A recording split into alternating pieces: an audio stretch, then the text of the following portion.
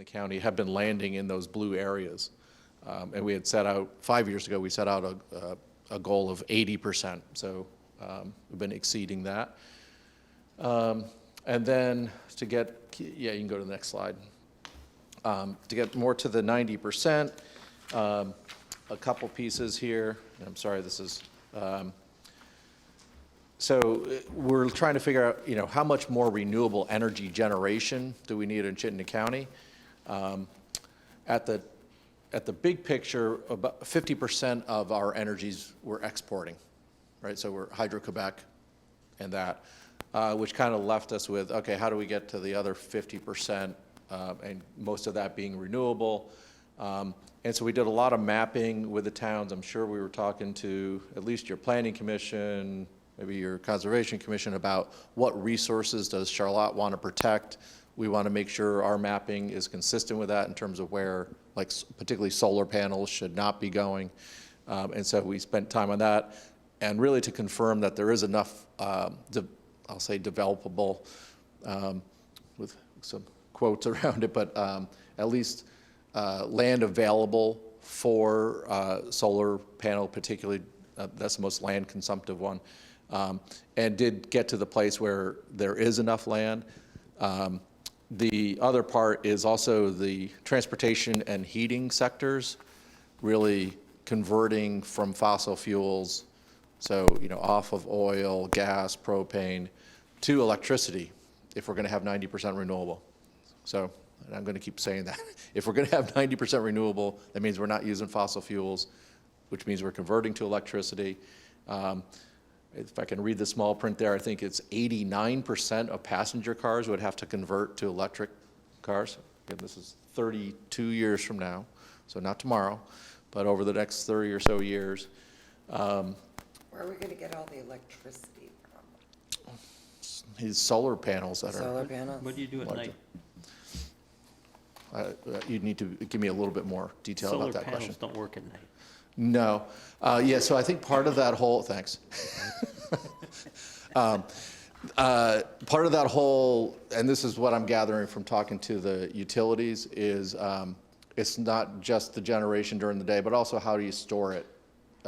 So I think there's going to be a lot of battery, Green Mountain Power is playing around with the Tesla. Hoping that technology improves. Well, yeah, all of this is around technology improving for sure. And then on the heating side, at least right now the conversation is a lot about moving to cold climate heat pumps. That's at least some part of the solution. Yeah, I think there's some hope or expectation that that technology also improves, because that's not a 100% heating system right now. And so I kind of have been caveating this a little bit. So the state kind of dictated to us to come up with a plan to show how you could get to 90%.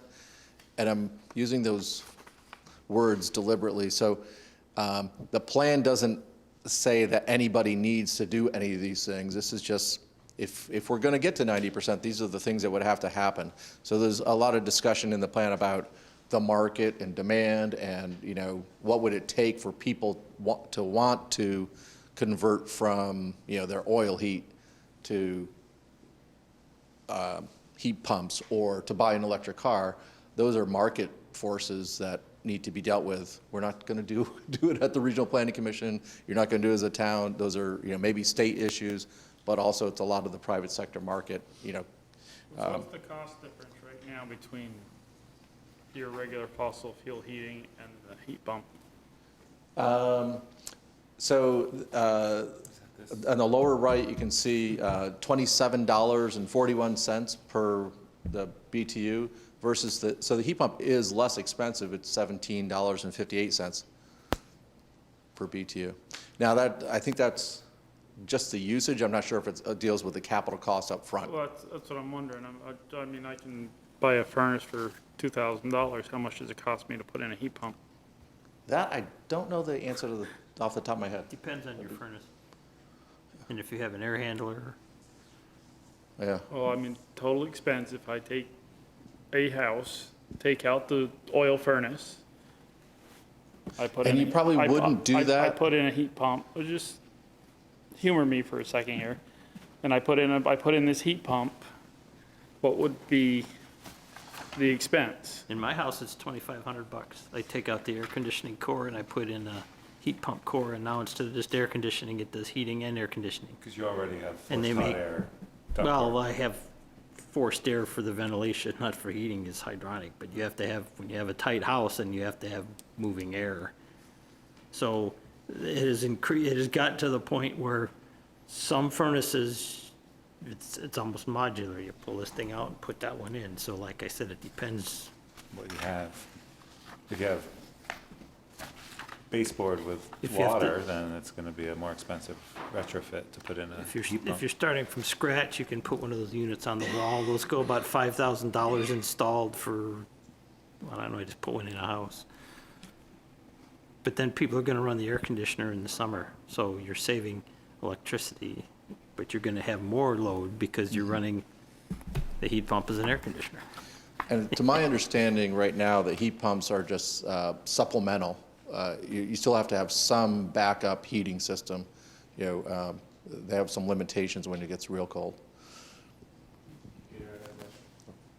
Yeah, it's my understanding, I've researched this a little bit, to talk to your question, Frank, that I think a lot of, at least right now, it's to augment existing systems.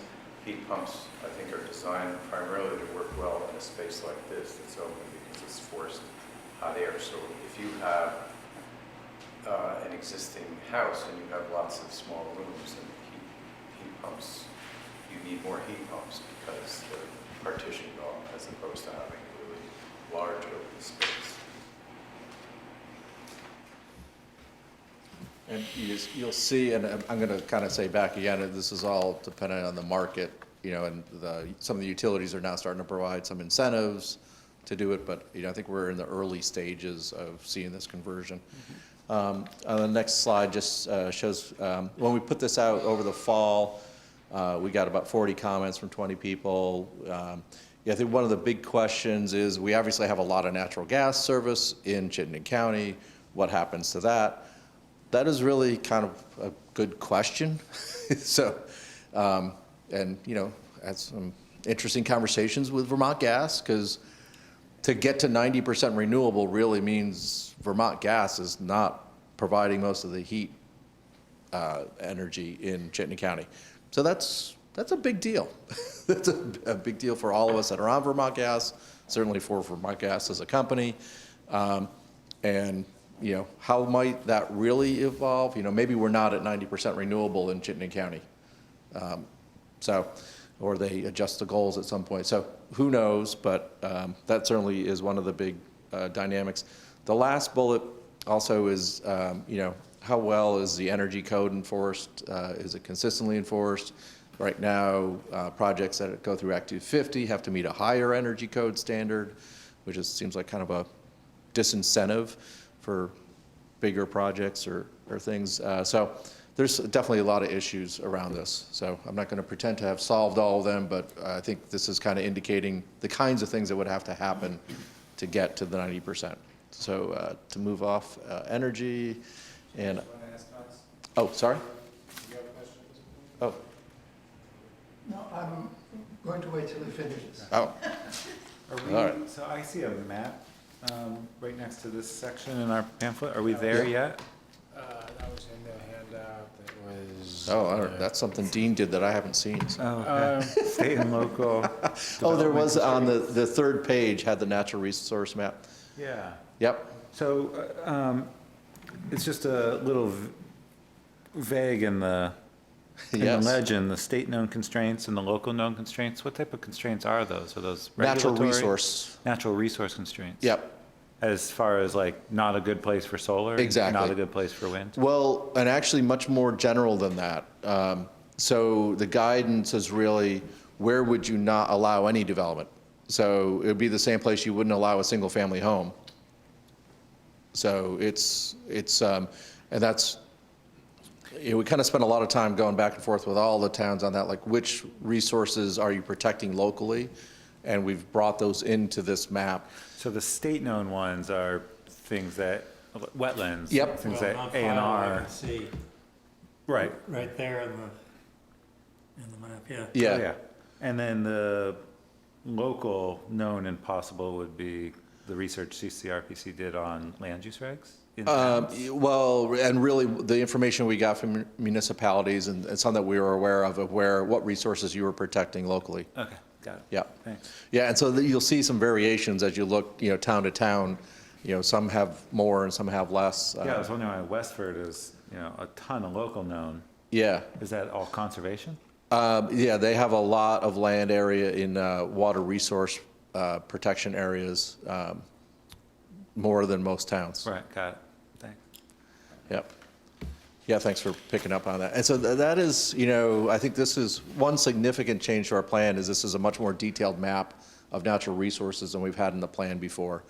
And those real dark areas are kind of providing more information about, those are probably, you'd be smart to stay away from those areas. You're just going to have headaches with municipality or the state. But other areas that are not dark colored there are probably you're got a good chance to go ahead. There are some things that where we say possible constraints where a developer would need to, review what's actually happening on that property. And it may be where there's a percentage of the resources protected or something like that. Sorry, is that more detail than you wanted on that, maybe? No, that's great, yeah. So on the economic development side, we're a quarter of the population. We're about a third of the economy, between jobs and tax revenues and things. The median household income has been going up since the recession. We have the pie chart shows the high percent of bachelor's degrees in Chittenden County. I mean, this again, no surprise between the medical center and the university and the colleges. We have a higher percentage than the rest of the state. And then there's been a focus on technology and engineering, math jobs. And so just a little information about, kind of average wages of 72,000 of those industries as opposed to less than 50 in others. And then on the next page, we kind of talk about, and again, this is kind of, we're following some federal guidance here about opportunities for improvement. And some of that has to do with, really the number of students that are graduating high school that are not going on to further training or degrees. I think that's like 40%. And so, we have issues with our labor force. We don't have enough labor to fill all the jobs, but we also think we have some opportunities to take advantage of the people that are here. The upper right one is really talking about specific to Chittenden County. The number of people that work here, that live here, has been decreasing. So we have more people that live in Franklin County or Addison County or Lamoille and Washington County than we used to. So it used to be 3% of our employees worked and lived here. We're down to 68%. That number did just finally last year actually started to reverse a little bit, but it's been on like a 15-year, we've been exporting our workers to adjacent counties. So that's an issue we're working on. And then the bottom right is really those demographic cohorts. We're losing kids. There's a bump in the 20-year-olds, but that's really because the UVM and Champlain College in particular have been increasing their enrollment. So it's kind of making it artificially look like that group has been growing, but that's not natural increase.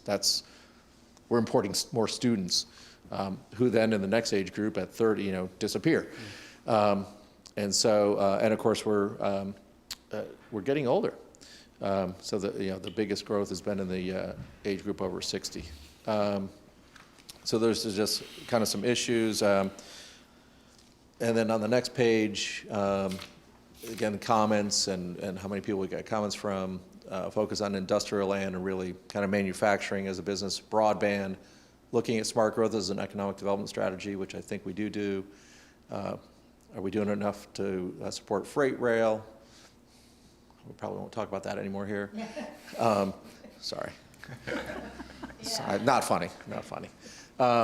And then permitting issues, it was kind of a perennial issue of can we improve the permitting system in Vermont in general. And then the last major section is around transportation. Apologies for the acronym. MTP is Metropolitan Transportation Plan. And in this, we're looking again out to 2050. This does have to be financially constrained. So we work with VTrans to get an estimate of how much federal and state transportation dollars, given current trends, are likely to be invested in Chittenden County. So we're kind of doing like, what's the share of Chittenden County transportation been of the state over the last, I think we did 10 or 15 years, and we're really just doing a flat line projection that'll remain consistent. And if you look year to year, it fluctuates, but over the long term, it's been fairly consistent. The major strategies in the transportation plan, we're trying to strike a balance between congestion, safety, walking and biking, and livability, investing in areas that are planned for growth. You need to go to the next one. Thanks, Dean. In terms of the funding breakdown, when we look with VTrans at how money's been getting invested, it's statewide and in Chittenden County, about 70% of all the transportation dollars are now going to maintaining the transportation system. So if you think about that, that's the reconstruction of Route 7 was in that pot, or rehabbing a bridge or replacing a bridge is maintaining the system. So 70% of all the transportation money is going to that. And then we looked at and kind of asked every town what projects they had, what projects we were aware that have been planned, and kind of allocated the rest. And so I think one of the, from the days when we were working on the CERC, so, things have shifted. There's only a couple big projects. It's mostly small projects. It's a lot of sidewalks, a lot of bike paths, a lot of intersection improvements, signal improvements. And so I won't, because there's maybe a couple hundred of those. Oh, and stormwater improvements. More transportation money is going towards stormwater improvements. I'm not going to review on those projects. The big projects in the county, and you see the interstate and interchange, 74 million.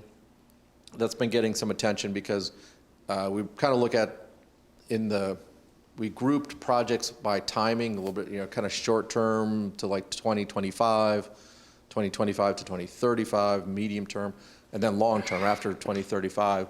So after 2035, we're looking at a situation of really having to do something to widen the interstate north of exit 14, where there are issues today. Sorry, Charlie, exit 14 is? Is Burlington, South Burlington, the UVM exit,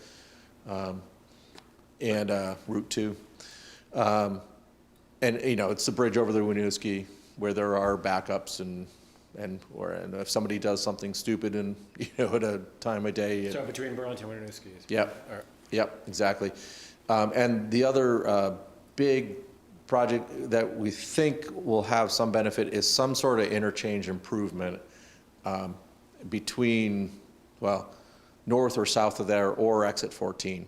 So we've never actually looked at how exit 14 itself could be improved. But one of the things we've been talking with VTrans, it doesn't make any sense to widen the interstate if you're going to get off the ramp and just be stuck. So that's just, teasing people. So something needs to happen at exit 14 to either make traffic flow better there, or we've been looking at potentially a new interchange either south or north of there to basically give another option for traffic to go. Maybe make 13 go both ways. Yeah, that was something that wasn't as beneficial as 12B, which is at Heinsberg Road, or even a project that the airport proposed, which was doing an exit 14N, they called it, but between the river and exit 14, and I don't know if the old South Burlington landfill, now the solar field there, it's pretty close to the airport, but one of those two interchanges actually provides quite a bit of relief to the whole exit 14 area. Or widening of Williston Road at Staples or is that not? Yeah, tight? east of there, but Yeah, west of there was widened, a few years ago. Right now, the short term is really to improve the traffic signals. The traffic signals in much of Chittenden County are 20 to 30-year-old operating systems. And no offense to anybody, but we're really working a lot with VTrans right now to upgrade those signal systems, upgrade the hardware and the software, and have them be much more responsive to what's actually happening. so V-Trans runs that because Route 2 is a state highway all the way down the hill into Burlington? Or where does Burlington, V-Trans stop? Burlington controls their signals. Okay. South Burlington controls their signals on Route 2, but V-Trans controls like Shelburne Road. So it really depends on what deal municipalities have made with V-Trans, which ones they control or Historically. not. Usually Route 2 goes down to Route 7. Yep. Goes out with Route 7. And North But Willard. Dorset Street is coming off from the interstate. Yep. From exit 14. That's The worst terrible. I go through there every day. So just down in the legislature, making sure money was getting into the budget to address Dorset to Williston and kind of the east side of exit 14. So I'm hoping there's some improvement. I don't know if it'll be in 2019, but I'm hoping. So it always takes longer than you want. I don't know if there's anything beyond, also, in the long range, we're looking at increases in walking and biking, increase in transit. The ITS is Intelligent Transportation System. That's really, a lot of it that is about the investment in the signals and driver information. And down at the bottom, we kind of talk about we need to look at 89 more. Got more comments, a lot of comments about more transit. Autonomous vehicles, and this kind of ties back to the energy piece, but over the long term, as we're looking at electric cars, they're going to get more and more autonomous. Right now they have the lane assist and stop assist, and I think that's called like level 2 or level 3 autonomous. Level 5 is maybe there isn't even a wheel, and so I think that's something to pay attention to, and how that evolves. That's another technology innovation that seems like it's coming, whether anybody wants it or not. And we'll just have to keep watching how that works. So I don't think I have anything more to say about that. Question on your map. Yeah. I know that we had mentioned previously that we thought there would be appropriate to have a bike and pedestrian improvement Oh, yeah, okay. in Charlotte, one, because the ferry connects lots of the world, Yeah, and that is it connects, a bike path that connects something, transportation-wise. It connects New York yep. to Vermont, and that's not on your map, and I thought I saw paperwork that said it was added, but maybe, It's added to our regional bike ped plan, and I think so, but. that may be what that yellow square, that yellow diamond. So this is a really simplistic map. Okay. So I think that yellow diamond in Charlotte there is trying to indicate a multimodal, like some bike path along the road or something. But let me check on that. I don't know what. Yeah, because it doesn't have a typical bicycle sign. Yeah, that was. Let me check on that, because I know last time I was here, I did go back and check that was in the bike ped plan, but maybe, Are these projects that are in the work, or that are on the tip or something? Or so there's actually a project list that is part of the MTP, the transportation plan. Okay. Right. So we can check that and see if that's in there, and that's good timing to, I think the only projects on the MTP for Charlotte are the intersection improvement. Intersection lights and stuff like that. Yeah. I think was about the only thing. Yeah, Okay. Boys and King. and Dorset Street Bridge, but. So if that was the list that contained those things, it's not on the list. Right. okay, thank you. I had one quick question. frame right before the transportation section. Yeah, And I learn a ton every time you come here, so I really appreciate your time. I don't know about that, yeah. I just had a different initial read based on my experience with people working in Burlington. You had mentioned that the numbers have changed from 73%, 27% in 2002, Yep. 68 to 32, because Chittenden County is exporting jobs, but I Well, was under the impression that it was we're- because we were importing more. We're importing workers. Okay, we are. Yeah, sorry, Yeah. I think I was trying to say exporting our labor force, but, Okay, got it. but Right. they're living outside. Right, and largely because of affordability That's is where I right. was going. That's right. And the last time you were here, we talked about how many more units we need to be Affordable housing, right. affordable housing.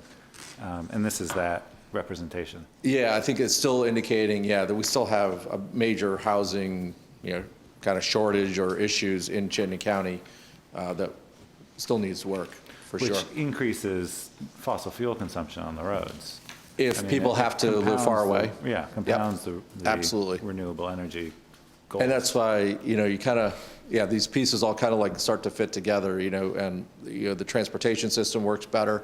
We actually looked at a scenario, we did a bunch of transportation scenarios where, what if we even had increased our population by 10% more, like kind of became so popular, it's such an inexpensive place to live, that people moved in. And it actually, our transportation system didn't get any worse. Like, if they all moved into, because if they move into villages and downtowns and stuff like that, the system can absorb totally that. support that. And it actually made things better in lots of, in lots of other ways. So, roadways, yep, right, because 15 we don't and- have all that driving. Right. Exactly.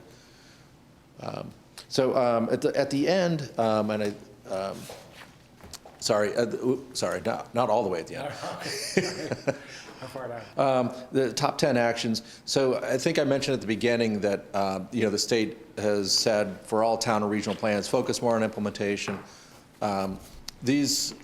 We tried to sort the things that we do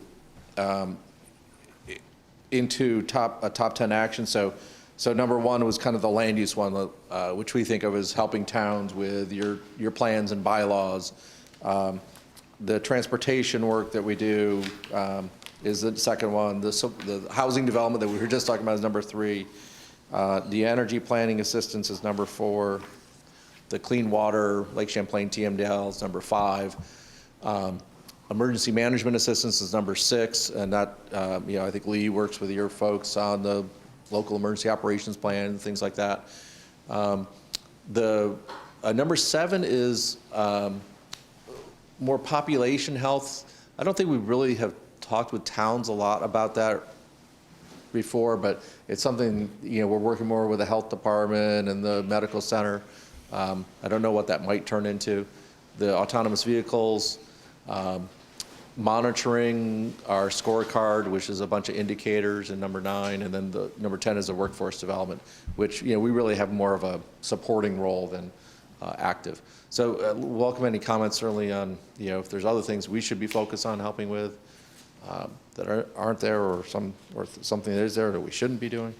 And then there are some things, we'll have to update our plan and Act 250 guidelines, mostly around the energy planning and those natural resource areas are more detail in this plan than we've had in previous plan. We also have a federal requirement to have transportation performance measures, and we're working with VTrans on those. We just adopted safety measures last week at our board. There's 5 or 6 of those. And that's it. I'd kind of end with, so any comments we get this week would be great. We can actually make changes easily. And then hopefully all those comments are addressed before we get to the second public hearing. So thank you for all the time. Sorry to take so much time. Thank you, Charlie. Any comments from the audience? Yes, Hans. Hans, can you just use the microphone? Can you hold this for me? I have a question regarding Act 174 that puzzles me. Act 174 says that for approval of a municipal plan, that plan must be must have the same energy elements as the regional plan. Okay.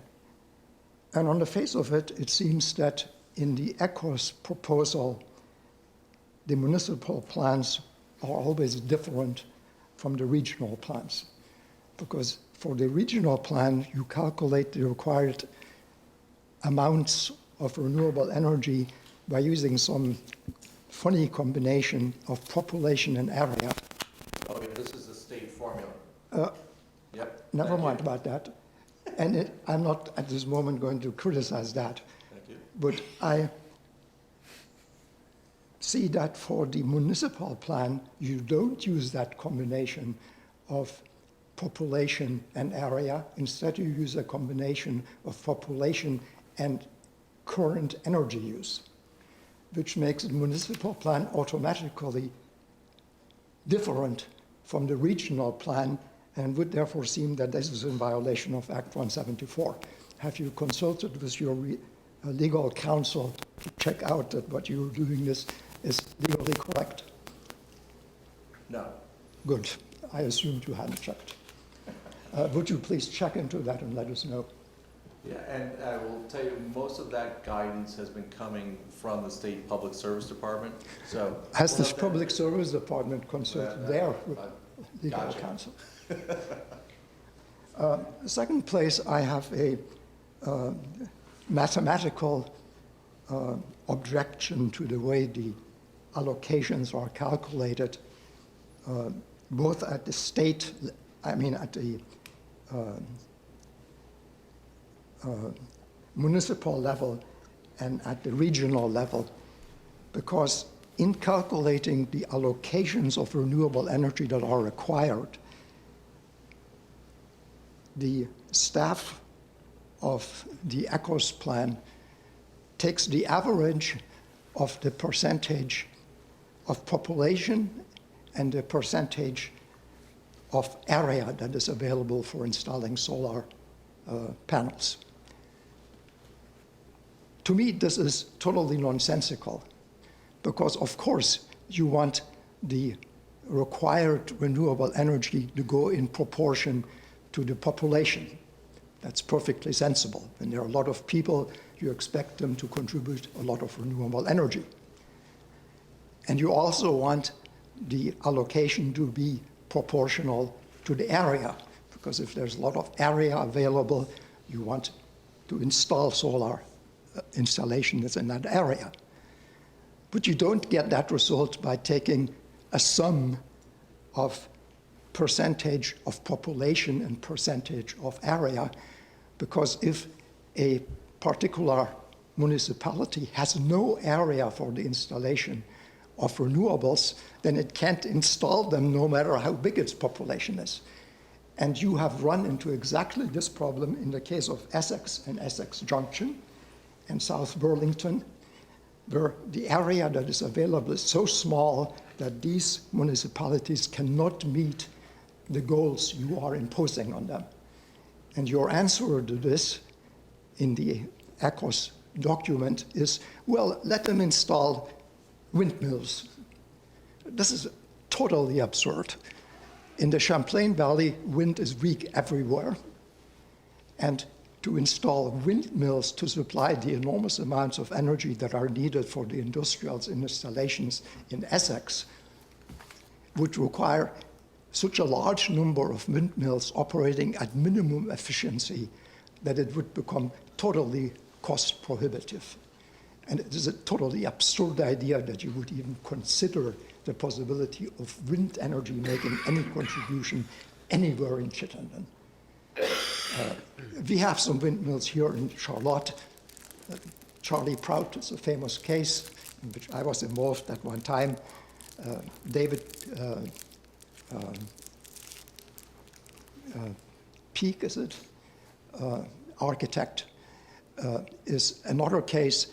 They have 10 kilowatt windmills, and these windmills produce a miserable average of about 0.7 or 0.6 kilowatt. With 0.6 or 0.7 kilowatt, you can keep a dozen chicks swarm if you have 2 heat lamps aimed at them, and that's about all you can do with windmills in the Champlain Valley. So using wind in the Champlain Valley or in Chittenden is absolutely zany. And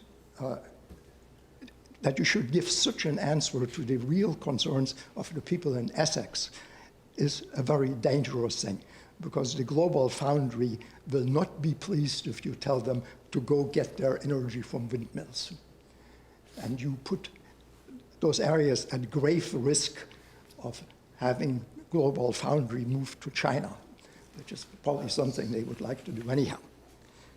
And finally, I would like to know very much why it is that nowhere in the ECOS plan is any mention made of simply buying large amounts of cheap renewable energy from Hydro-Quebec. For instance, via a conduction line such as the Champlain link. The cost of Hydro-Quebec energy delivered to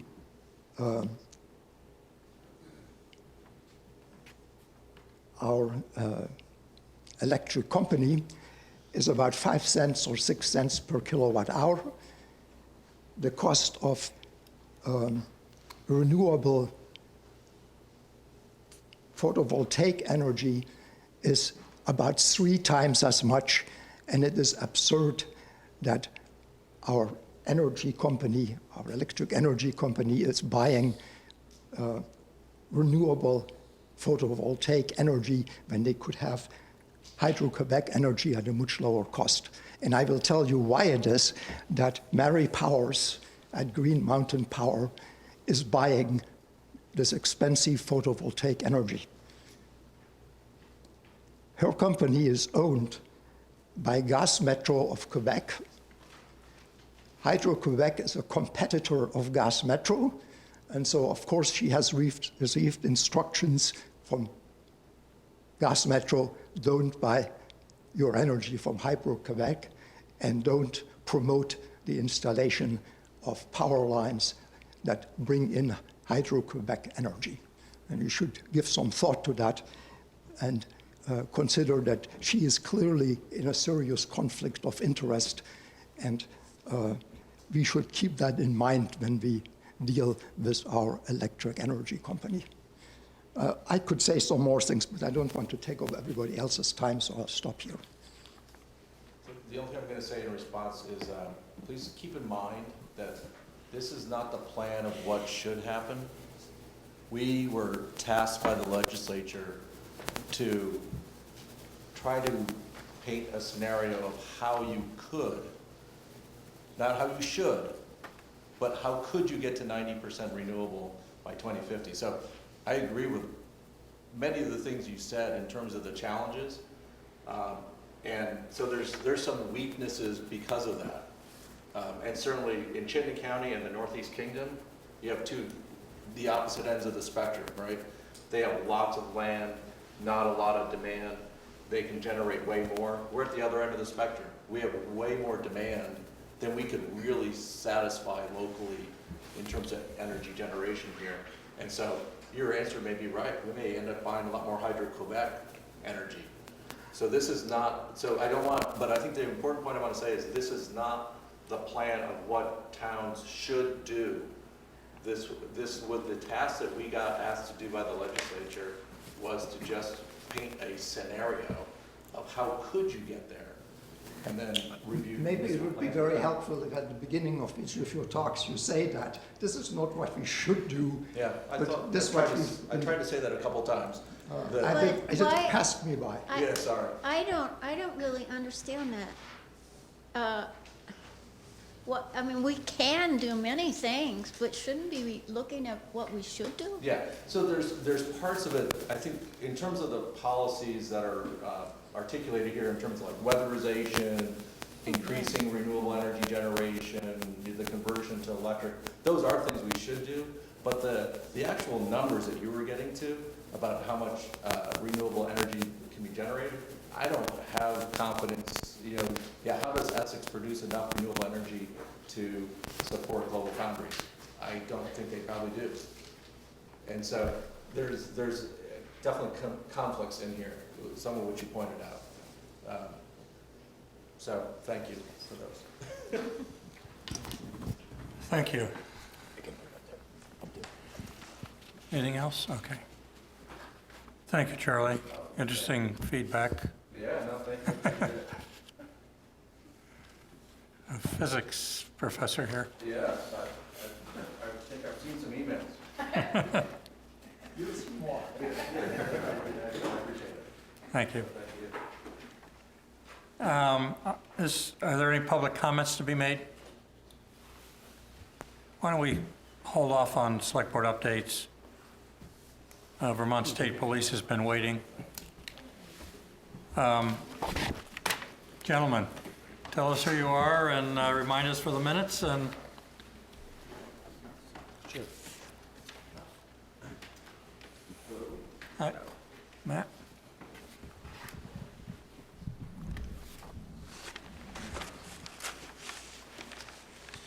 Thank you. Good evening, first of all. My name is Lieutenant Bob Lucas. I'm the new station commander for the Williston Barracks. I'm new to that position, but I'm not new to your region. I've been assigned to the Williston Barracks for, I think I'm going on 7 years now. So obviously the transition from Lieutenant Scott down to me has been a very seamless one. We're in a good spot as far as Vermont State Police goes, in particular my barracks, or our barracks. We are looking at a total of 21 troopers assigned to that barracks. That is actually the highest number that's been at that barracks since I've been there, in at least a decade. So we're finally getting the resources that we need to go ahead and obviously operate at a functional level. The interstate is certainly keeping us busy. This winter it has not been a pleasant one up on the interstate, nor has Route 7 has been presenting us some challenges as well. But I'm glad to see that Sergeant Daly has continued on with monitoring your town contract. We've taken a hard look at all the contracts that the state police supervise, and we've looked for efficiencies and ways that we can go ahead and improve in those areas. I'm going to go ahead and hand the mic to Sergeant Daly. I'm going to go ahead and hand out right now pretty much what you really asked for, which is the calls for service as well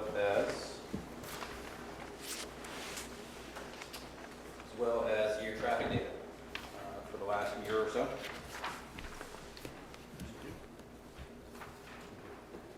Front and back. Thanks.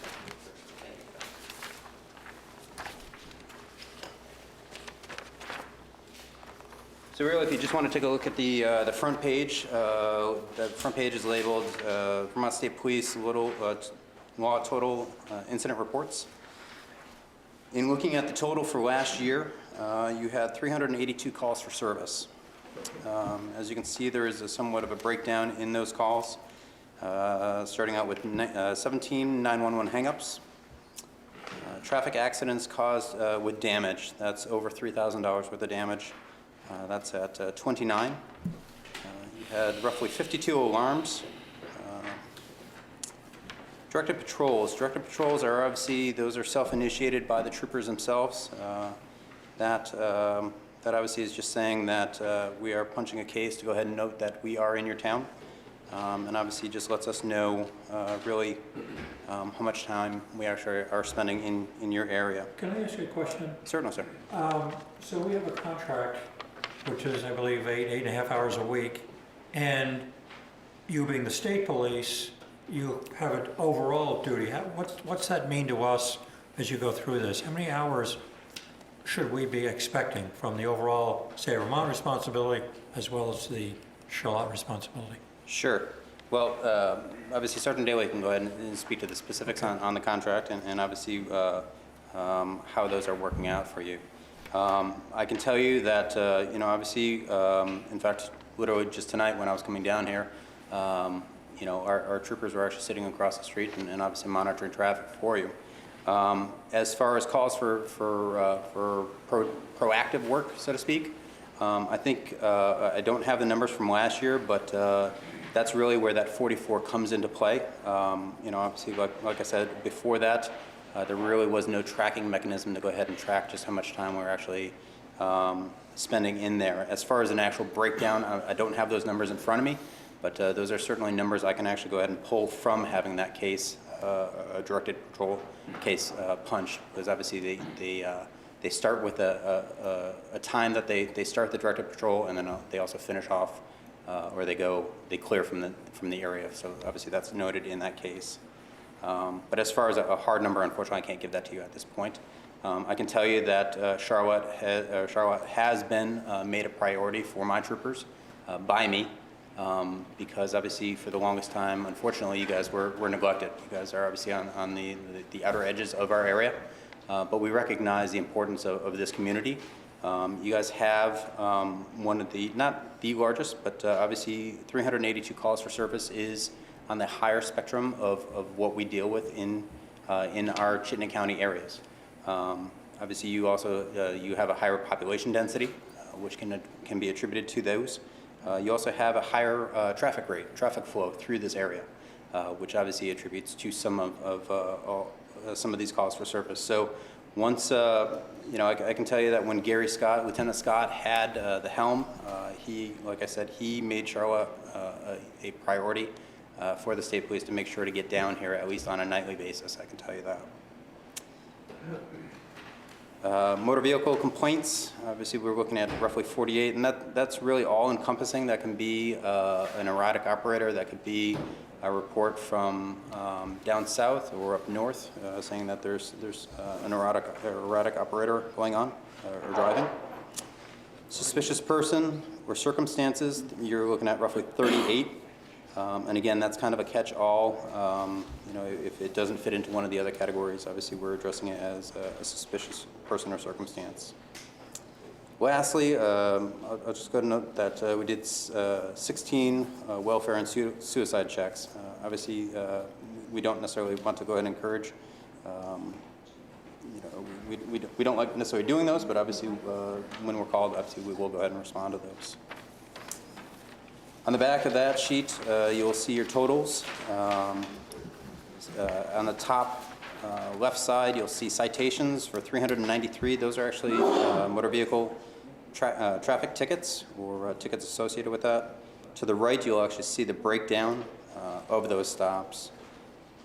Leading off with the first one is possession of marijuana. You had one ticket. And then if you look at the state speed, the basic rule, and the local speed zones, those are your major speed violations right there, totaling roughly 249 tickets issued in the town of Charlotte. That accounts for roughly 63% of all tickets. I think there was a question posed by somebody that was not able to attend here. The meeting tonight, and they were questioning whether or not our focus was on speed or was it on less Rolling through stop signs. Et cetera. So what's your answer to that when she made a complaint on Sure. Front Porch Forum? Yeah, you know, I mean, obviously it's something that we need to look at. You know, obviously our focus is to make sure that everybody is operating safely. You know, I leave the discretion to actually issuing tickets or warnings to my troopers. You know, we entrust them with guns, we entrust them with badges, so I entrust them to go ahead and make that proper decision. You know, those simple or minor motor vehicle law violations, those can add up. You know, obviously, you folks operate on a lot of dirt roads with a lot of non-illuminated roads. You folks have a very active community with horseback riding, with bikes, with running.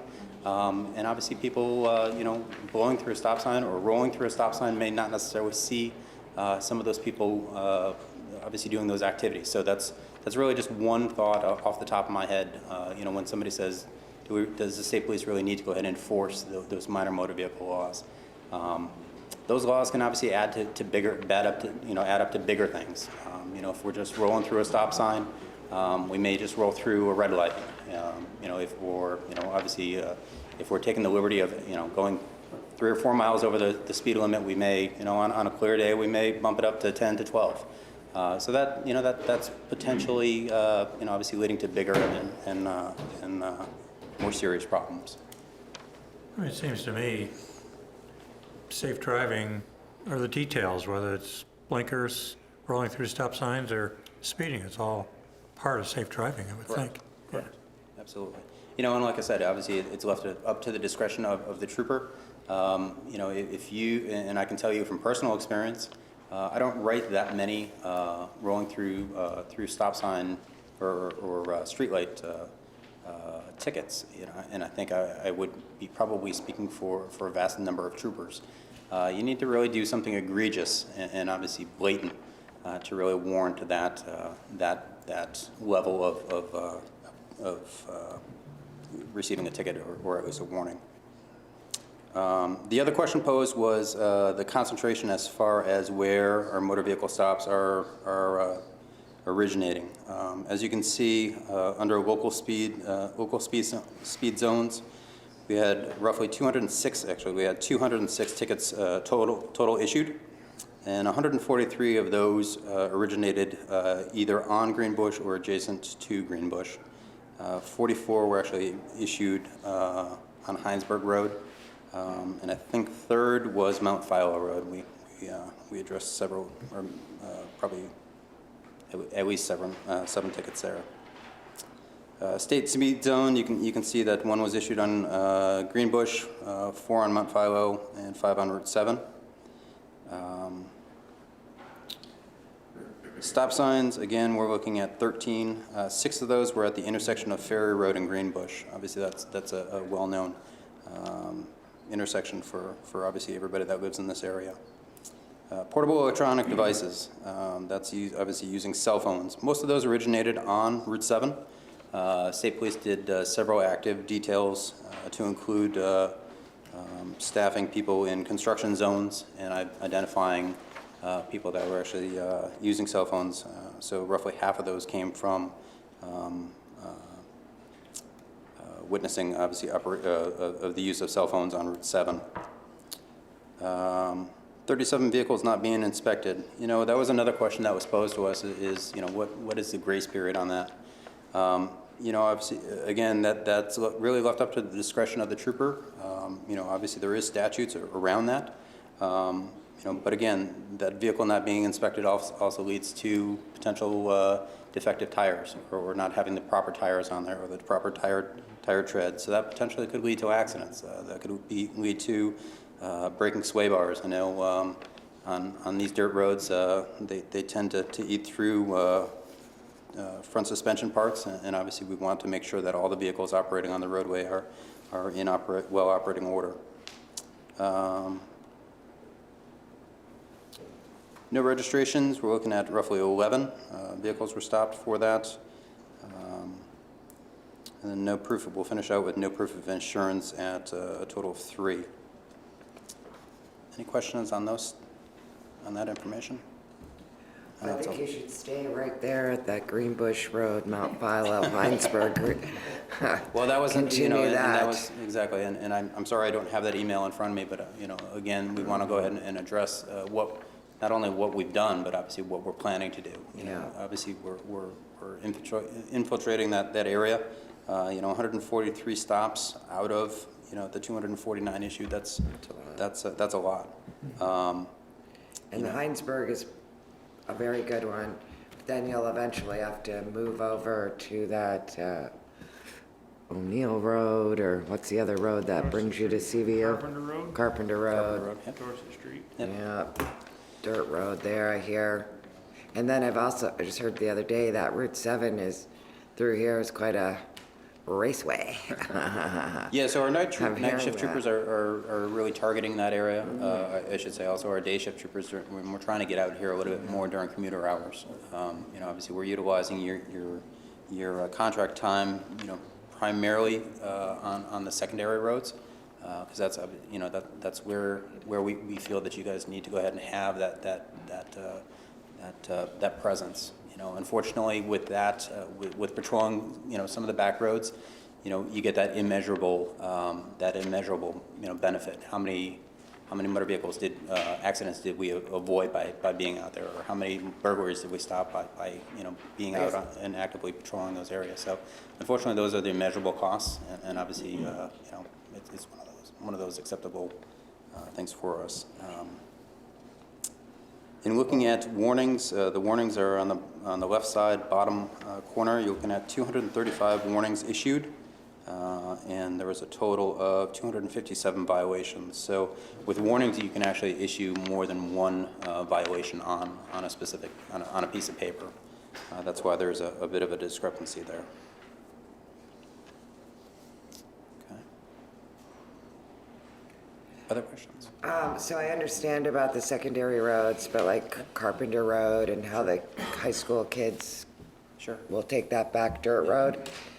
And I would want to see it just you sitting there from time to time at their drive time, their main drive time, just to let them know that. I'll go ahead and let Sergeant Daly address it, but I know that when we do receive direct input from community members, oftentimes community members are very active and very willing to go ahead and let us sit in their driveways to do enforcement. We do actually write those down. We do keep those in a little folder for us to go ahead and obviously deploy to, obviously give the troopers that information. Sergeant Daly is very active in making sure that the troopers, not only in the Williston area, but also the surrounding areas, say New Haven, are also aware of what's going on. And he makes sure to go ahead and share that information with everybody that's in particular getting hours for you, but also anybody that may be just driving through the area as well. Okay. Other questions for me on this information? The contract that we have, it's a July 1st renewal. Is that working for you as it works for us? I mean, I would think we have to vote on it, but we'll probably want to renew it. And is that working as far as? As far as the hours go, I think you guys are operating right in that sweet spot. And again, I'll go ahead and turn the mic over to Sergeant Daly. But from what I'm seeing, as far as results go, you guys are definitely right in that perfect ballpark. You're not doing too much where you're having extra hours or where we're not able to go ahead and provide you with that adequate service. And I got to tell you that the troopers do enjoy coming down here, especially during the summertime. So. Just quickly, like to say from a global perspective, I think with the Route 7 construction, we had a lot of stress on our local roads. Absolutely. And I think the state police did as good a job as you could with the confines of our coverage and the amount of hours in the extra contract of really, I mean, the numbers bear it out on Greenbush Road, Heinsberg Road, Mount Philo, and maybe getting out of county traffic and maybe even out of state traffic to really funnel back onto the state highways and not using our local roads as a state highway. Well, that goes back to the community feedback. Obviously, we're constantly soliciting information from that. We're taking that information and we're applying it to directly to the troopers. The good thing about email is that even if Sergeant Daly's working day shift, he can go ahead and get it out to the night shift people or vice versa. So that information is, that communication is obviously, that two-way communication is vital for us to go ahead and get that feedback as well. If there are troubled areas in the area or, in your town, obviously we want to know about it. We've taken a strong initiative as far as doing proactive work when it comes to trailheads and parking lots. In our area alone, we've had a 63% reduction in break-ins and car thefts. That's a huge number, 63% over the last year. So, that was formulated by one of my troopers, really just, taking the initiative and making sure that the troopers are doing their jobs. It's kind of a grassroots effort from a corporal who actually works the road, pushing it down to, to the people that he works with, saying, hey, we got to get out there. We need to make sure that, Mount Philo, gets visited during the day, and we're doing vehicle checks. We'll get out, we'll walk around the vehicles, we'll check and see if people are actually leaving valuables in the car in visible sight. And if so, we'll actually go ahead and put something, we'll put a little business card on there saying, hey, just as a reminder, kind of think about this in the future. Next time you go out hiking, let's make sure to put our valuables or your valuables away, trying to avoid, people becoming victims. So. Yes, sir. Hi. I don't want to ruin all that. It sounds like we're doing an awesome job. No, but I think the contract's going well. I think other things that we're trying to push out are, I know I sent you guys an email about getting into schools. So I've made contact with Stephanie up at the Charlotte Central School and getting out there during recess and stuff like that, as just as guys are coming through or girls are patrolling the area, try to get that familiarity with the kids and stuff like that. I mean, I think the numbers, the way you broke them down, are, they're not broken down into contract hours versus regular patrol hours, but you're seeing a high percentage of those troopers in that area, I think, when they're on contract hours on Greenbush, on Heinsberg Road. So I think they marry each other pretty well.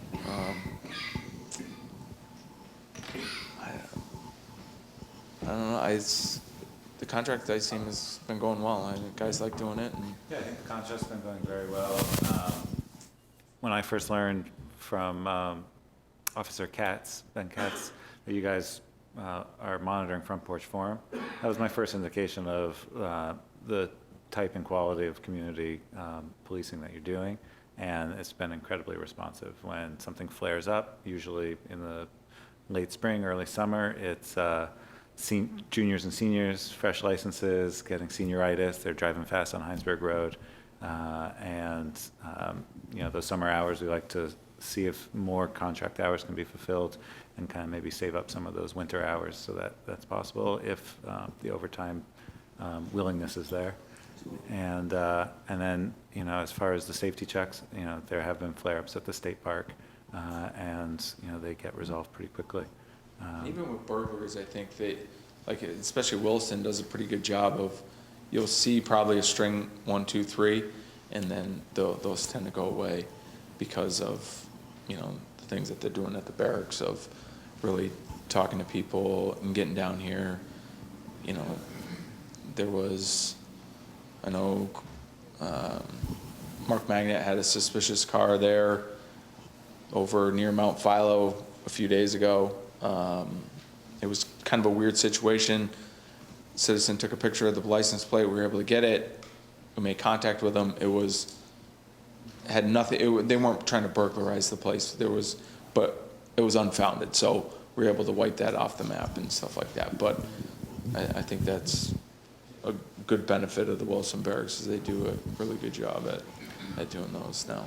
What's the cause of the flush amount of officers at the Williston Barracks? Was there more money or more people? Better lieutenants. I would like to say everybody wants to go there because of command staff. No, I think we're gaining ground. We've had an effective campaign as far as recruiting goes. They recognize our numbers. Obviously, they're seeing the inventive spirit of the troopers. So obviously, they want to go ahead and kind of add more resources to there. You will see that our numbers statewide. Our colonel is really committed to going ahead and filling all of our vacancies, to the point of obviously maintaining at a flush, if not a couple over, with the anticipation of having people either retire or step aside for one reason or another. So that's been a really major focus for our command staff within the last year or so. I can tell you right now, they were pushing a class of 20 troopers through, to the point that we needed to actually go ahead and supplement academy staff.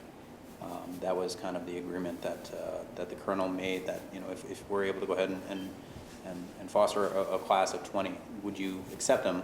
And they said yes, but we'd need help. We'd need additional resources, and the colonel stepped up for that, and obviously is making that happen. So there's a definite stronger commitment to making sure that those vacancies are filled, so we can go ahead and do the multitude of tasks that we're asked to do. Great, thanks. Sure. Thank you. Thank you for your work. Is there a question? I just have one question, just sort of relatively. If you were to look at an incidents report for Shelburne, for example, what would the numbers look like relative to these numbers? I mean, I know you interface with Shelburne. I know they obviously have I know they obviously have their own force. But if you had to estimate what you think their total incidence would be for a year, just by comparison, I'd be curious. Yeah, I mean, I wouldn't want to even venture a guess. What I can tell you is I can go ahead and actually get those hard statistics for you. Okay. I would like to go ahead and bring this back to you, and if you'd like a little bit more in-depth explanation of the total calls for service, I would be more than happy to come back and do somewhat of a PowerPoint presentation comparing not only, or breaking down not only your calls for service, obviously giving you a little bit more comparison from last year to this year, but also how you're doing regionally. If that would be something that you folks would be interested in, I'd be more than happy to go ahead and prepare that for you. One parameter I remember is we spent $30,000 on our budget here Yes. for policing services. Yeah. I believe Shelburne's in the $1.5 million Right. range, so it's going to be Understood. not even on the same chart probably. Understood. But you're just asking me as far as numbers or Yes. calls for service? Yes. Yeah, so I'd be more than happy to go ahead and. Thank you. for you. I'd leave that to the board to decide, but I think we'd be interested. Yeah, well, thank you very much. Thank you for the good work. Good. One more question, yeah? State your name too, please. Yeah, I don't know if the measurements were the same. Your name, please? Randy Archer, if the measurements were the same for traffic over the last 2 years, but I was wondering what kind of increase you saw last year with the highway construction on the Greenbush. Was there a big increase in speeding tickets? Like I said, I can tell you that there was a bigger emphasis put on the troubling areas. So yes, without a doubt, there's definitely, like I said, 143 tickets issued on Greenbush is a very, very impressive number. So that's partly from increased enforcement in that area too then, right? Absolutely, absolutely. The town has identified that as a trouble area. Many residents obviously have made that well known to us, and obviously we're soliciting that information from people. If they, if they see an issue in a certain area, if they see an issue with a stoplight or a stop sign, or if they see people speeding, on a certain road during specific times, obviously we're more than willing to come out and be proactive in that area. And also, if they're able to go ahead and get license plates, we'd be more than happy to go ahead and follow up with those individuals. Obviously, we don't want them obtaining them at undue risk, but if they're able to go ahead and get a license plate, or if they notice a specific time frame where a black car is always driving through this area at a certain time, we're more than willing to go ahead and have troopers target that area during that time to have that little counseling session, so to speak. Well, I live on South Greenbush. I noticed a flare up with the construction, and then Absolutely. I noticed more enforcement, and then I noticed it seemed to drop down perceptively, so appreciate it. Yes, sir. Thank you. Okay, thank you very much. Good work. Thank you. Lack of complaints is good.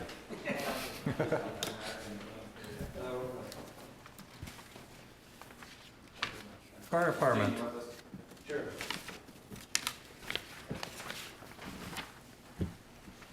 Our biannual update. No, that was one we just did. Quarterly financial update. Hi, Tom. Joyce. More the merrier, more facts the better. Rob sits in the back row. Make sure you say everything correctly. He's hiding.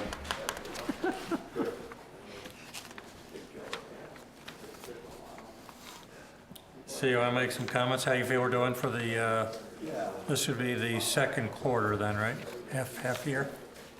So, if you take a look at the budget through December, through the second quarter, you look at the top part of it, obviously you can see that our overall income is slightly ahead of budget for the, for the first 6 months. If you drop down, and that's due to patient billing being in excess of the original projections. The intercept billing is not, has fallen a little bit short. Some of that is sometimes just billing issues themselves and getting caught up. On a big picture basis, if you look at the expenses, you can see that we're at 57.72% 50% of the way through the fiscal year. So obviously, we are over budget as as of that snapshot. A couple of observations. One is that this budget, unlike the FY19 budget, never had baked into it anticipated overtime, really of any kind, and in particular through the holiday season, Thanksgiving, Christmas, New Year's, which is inevitable for overtime, because obviously we have to have coverage during those holiday periods. The FY19 has that built into the budget, but this will be the last year that was not, planned into the numbers. The other thing that's important to note, we had, as a result of observations that we had at the board level and elsewhere of where things were looking through November and then here again in December, we had some tough conversations with people. And we took some steps to make things like overtime much more difficult to occur. And what we've seen is that because a lot of the holiday activity and the overtime activity is front-loaded into the first half of the year, and because of the conversations that we've had, you'll see that January, when January comes out, instead of being 15% over, we're going to be 7% over.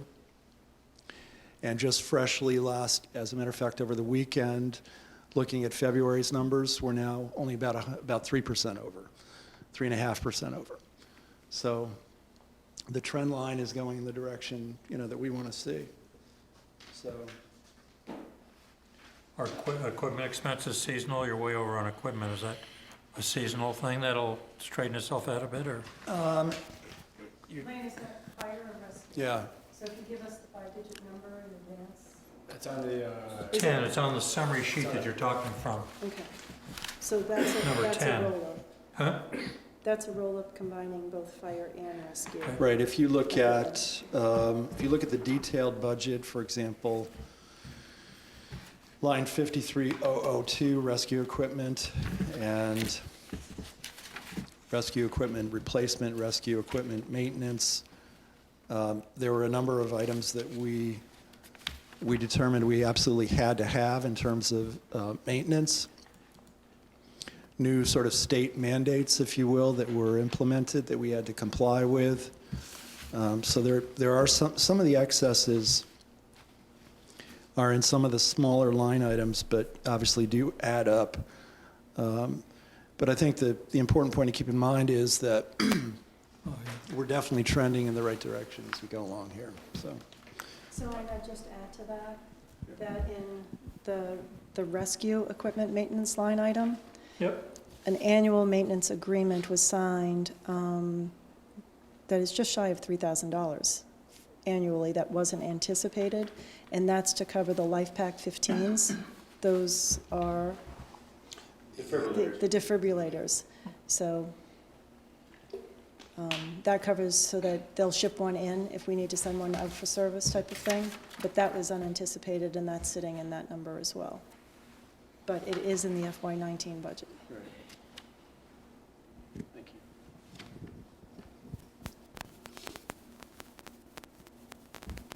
Maybe call your attention to one, and Dick could speak to this in the fire section. 52007 hose and fittings. You can see we're at 175% of budget. There was a reason for that. It had to do with an advance purchase with Shelburne. When we were speccing the new truck, purchasing the new truck, Shelburne at the same time was speccing a Quint. We were able to go in with them on a large hose purchase for the new apparatus at a discounted rate, and the dealers were able to let us break it up over 2 years. So we were able to afford to get the hose at a discounted rate, but it put our hose and fittings budget over the top. We knew that, and we anticipated that, and we're dealing with that. So it's not a surprise to me or anything. I had a question about the insurance line. Mm-hmm. Why that's not Which insurance? Yeah, then? which one? Is it straight insurance or is it the Looking workers' at the comp? composite, it's at 82%. Right, so there was So- board action that took place that allowed for family coverage, and 2 individuals that had previously been taking the single health benefit are now under the family.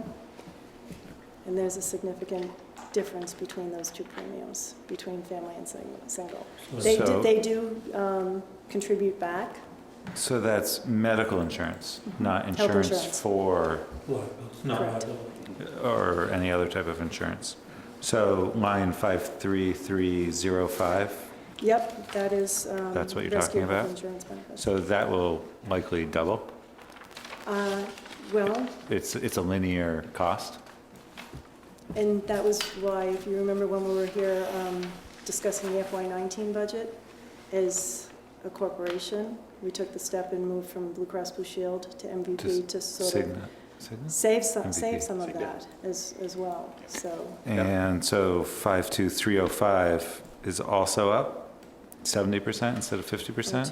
12305. And that's fires, Well, fire medical? insurance, the reason for that, actually, that's straight insurance. That's the insurance on, take it Apparatus, back. equipment. Right. Those So 305s Insurance correspond. is insurance, right. Yeah. The Yeah, that's- health insurance is actually under that line right above it, 52,102. Right, that's the benefits. So That's the why, benefits. going back to The line below insurance, it is actually the insurance on and what's the the unex- apparatus. What's the unexpected? 'Cause it's Uh, way we- over. We traded budget. out a 19, what was the old Marine 3? For the safe boat? 1987. A 1987 to a 2005. So For the value of the 2 different Marine 3s. For fire, or you're splitting that with fire and rescue? No, that's Because just, that's a fire, right. piece of It's fire fire expense. apparatus. So then the 305 line for Okay, let me go back to rescue that. I'll tell is you. the one that's already over 100%. Yep, and that is merely how the model was built in the past. A lot of our insurances on apparatus and everything is also front-loaded anyways, isn't it? It's not, we're not making a monthly That was my payment. question. Did you pay it all for the year? Oh, it's all done now, yeah. Okay, so that won't double. Yeah. That's not linear. They're not monthly payments, same as like our workman's comp. Got it. It all Yeah. gets front-loaded and hits us in the beginning of the year, and With the exception of an adjustment that will hit this month. And then my other question, these are, the big numbers look like what has been predicted, but telephone and the functional expense category is at 81%, so then Right, and That's one that that's you'd a good- expect to be That's a good question, static. Matt, Yeah. because there, as connectivity across the services and the requirements of what the EMS group is doing when they're out in the field and communicating to the hospital for that pre-hospital patient care, Yeah.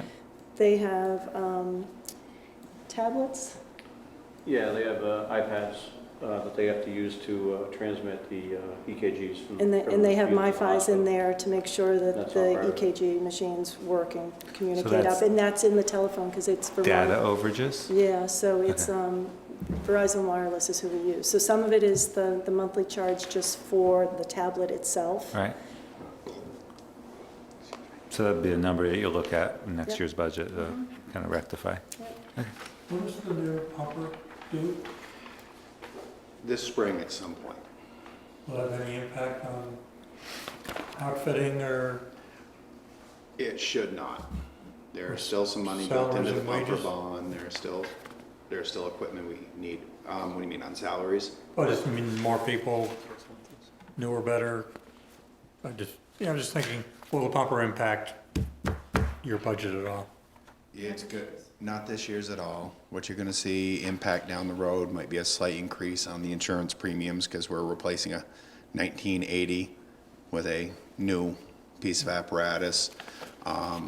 It's gonna burn more diesel because it's gonna go out the door, but other than that, you shouldn't see, and actually what you will see is you're gonna see a little less maintenance on that apparatus, and hopefully a little less maintenance on the current frontline pumper, because we're gonna take a little bit of a load off it. Right now, has some issues and can be problematic, and seeing the maintenance is, someone's laughing.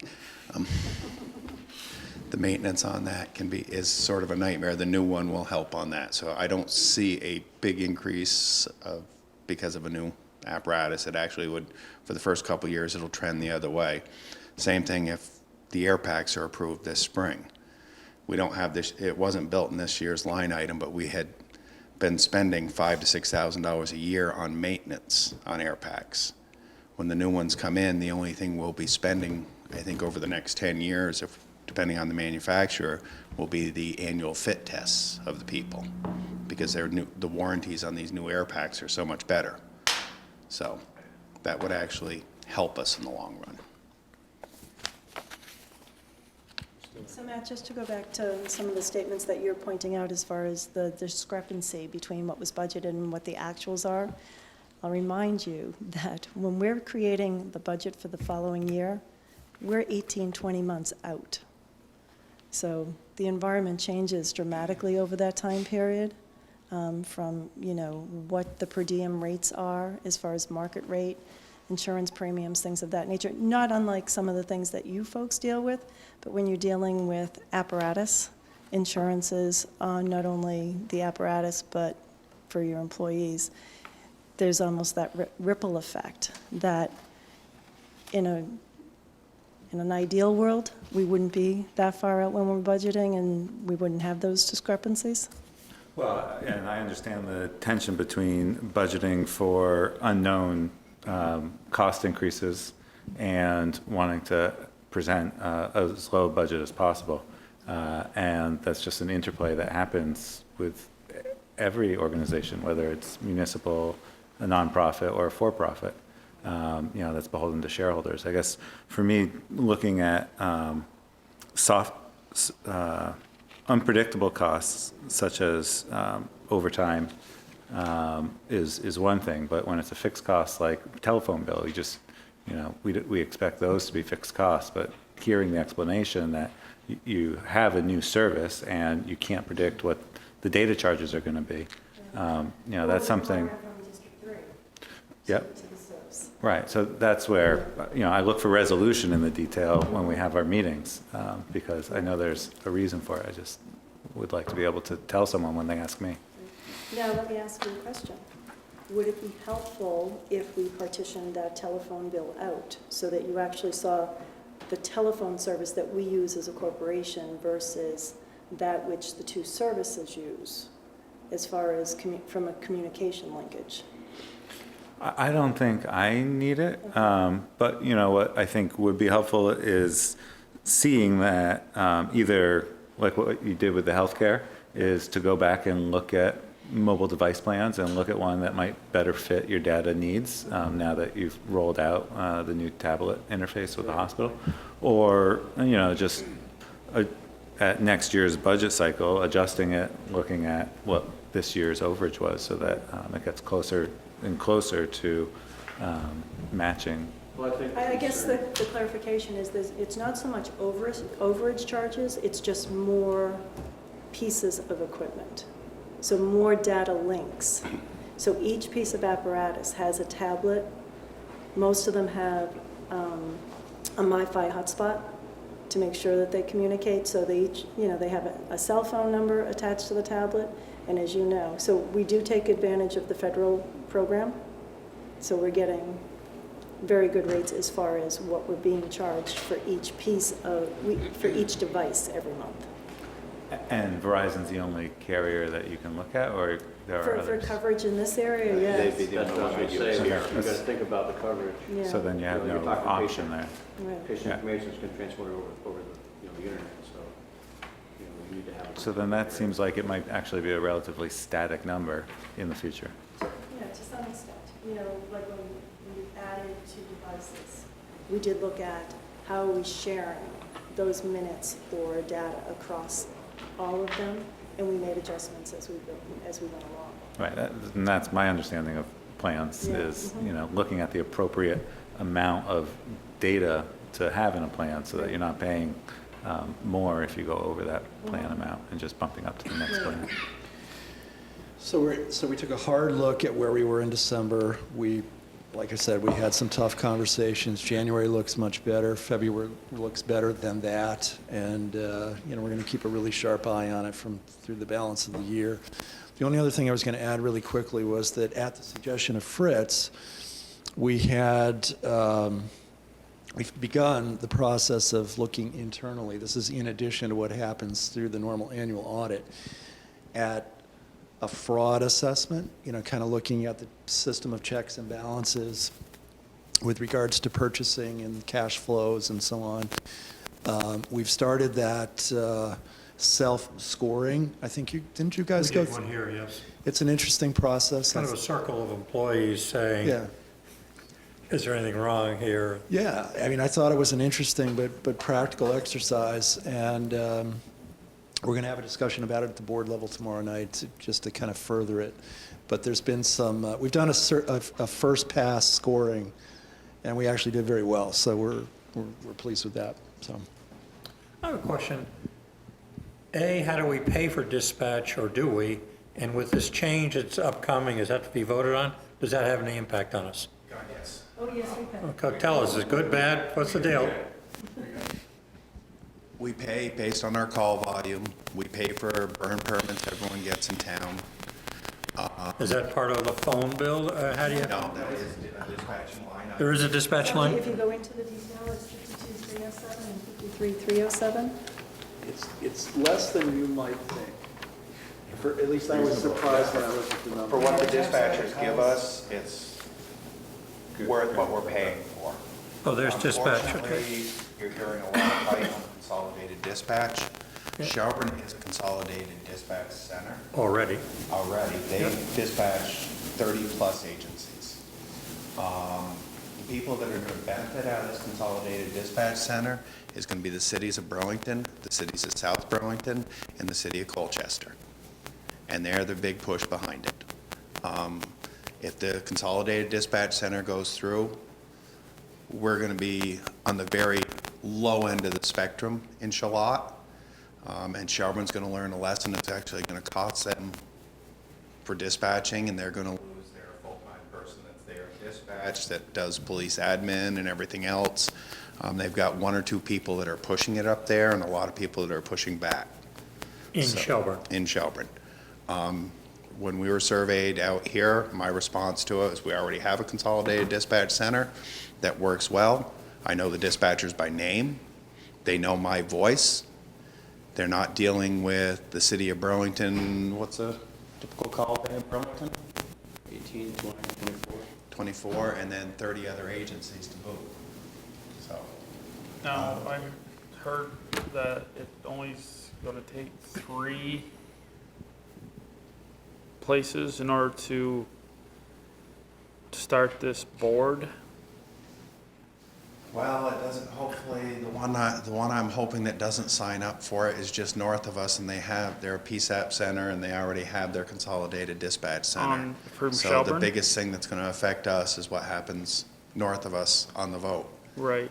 They can start their board otherwise. I happened to watch the Shelburne meeting. They happened to just come across it, and they were You had talking popcorn, I hope.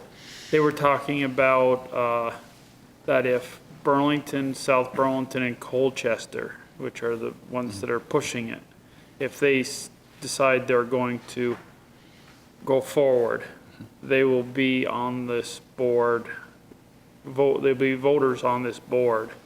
And anybody that votes no isn't going to be a voter on the board, but can come on later, but it might be 12 months to 24 months later. And so That's kind of some true and false right there. Right. The towns that vote into this get tied into it without knowing what the costs are going to be or what the outcome's going to be. Look back at the state consolidating dispatch centers a little while ago. How well did that work for them? It didn't save many costs. It degraded the service in a bunch of areas, and the same thing will happen here. So if you get on that board and you get tied in that your town's going to go with a consolidated dispatch, for us, you're going to see a decrease in service and an increase in cost. It's not up for consideration for us. No. No, not yet. It's because I know on the fire side, our reply was no. This is just for towns that have their own dispatch currently? Currently, Yeah. So we don't even vote, do we? No. Yeah. We are a customer of Shelburne Shelburne. Police Department for their dispatch. So, and just a little more background on it, the Consolidated Dispatch, this whole group that put together, they were working with like people like Dean and town managers and everything like that, but they never brought in any dispatchers to talk to. They didn't bring in, except for a few cherry-picked chiefs to talk to, the ones that are gonna benefit, Burlington, Colchester, South Burlington. So it's a typical, And it's gonna be a reorganization, which means that the dispatchers that are in play now may not even be a part of it. yeah, and who knows where it's gonna be. And if you have a dispatcher in Burlington that's working there out of St. Johnsbury or St. Albans, are they gonna know where Higbee Road is in Shalott, or the alarm systems, or? I went to the District 3 meeting 2 months ago, and it was on that topic, and of course, who was presenting, promoting, was Burlington, chief, so. Yeah, they're the ones that are gonna benefit from it, so it's, and everyone else is gonna take the blunt. There's a lot of unknowns on it right now. Too many. I was gonna say, Shelburne, for what we pay on their dispatch, their dispatchers, if we're going out on the water, can come up with a weather report for us. We know we've got 20-knot winds and 6-foot seas out of the north. They know if smoke or fire is showing in the town of Shalott or Shelburne, they're punching the mutual aid buttons before we even ask most of the time. They know what's required of them, and they know who we need. If we forget to ask for someone, the dispatchers are usually, would you like any mutual aid with that? Would you like Shelburne? Do you want another ambulance? Do you need a tanker? Do you need, so that's what you get from the smaller center in Shelburne. So. If you watch the video of the discussion at the Burlington City Council meeting when the chief of police and one of the fire chiefs, and there was, the other fellow was from Colchester, I think, that was there.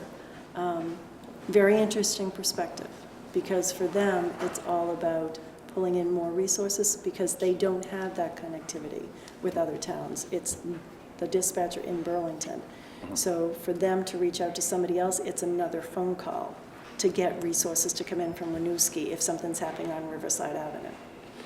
Whereas, as Dick explained, if Shelburne Dispatch is handling the call, that's all happening transparently. Right, that was discussed in the Shelburne one. They were discussing about the transfer of the call from if somebody dials 911, it goes to an area, then it has to go back, and then there's a lag time. Right, because there's a difference between dispatch and a PSAP.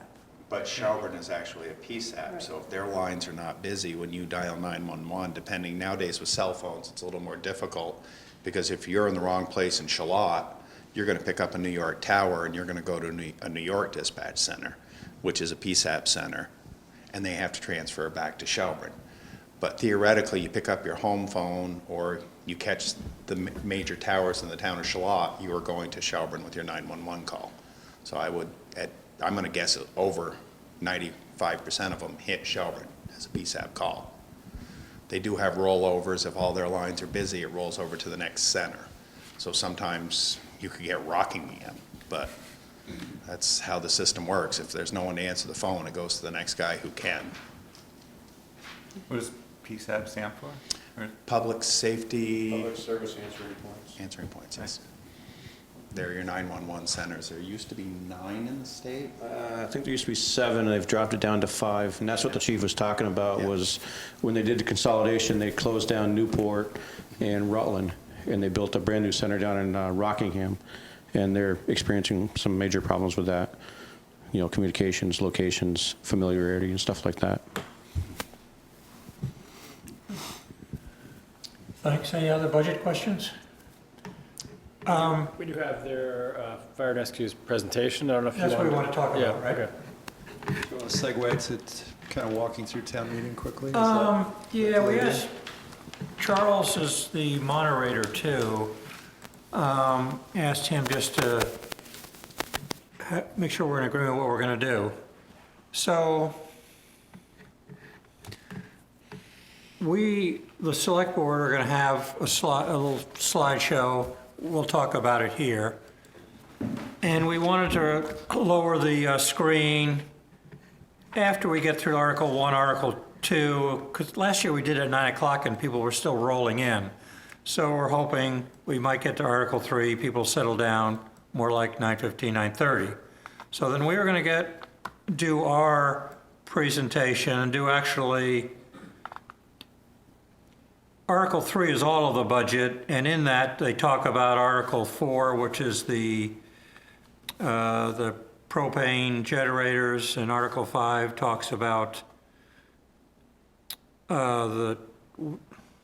recreation fund for the tennis courts.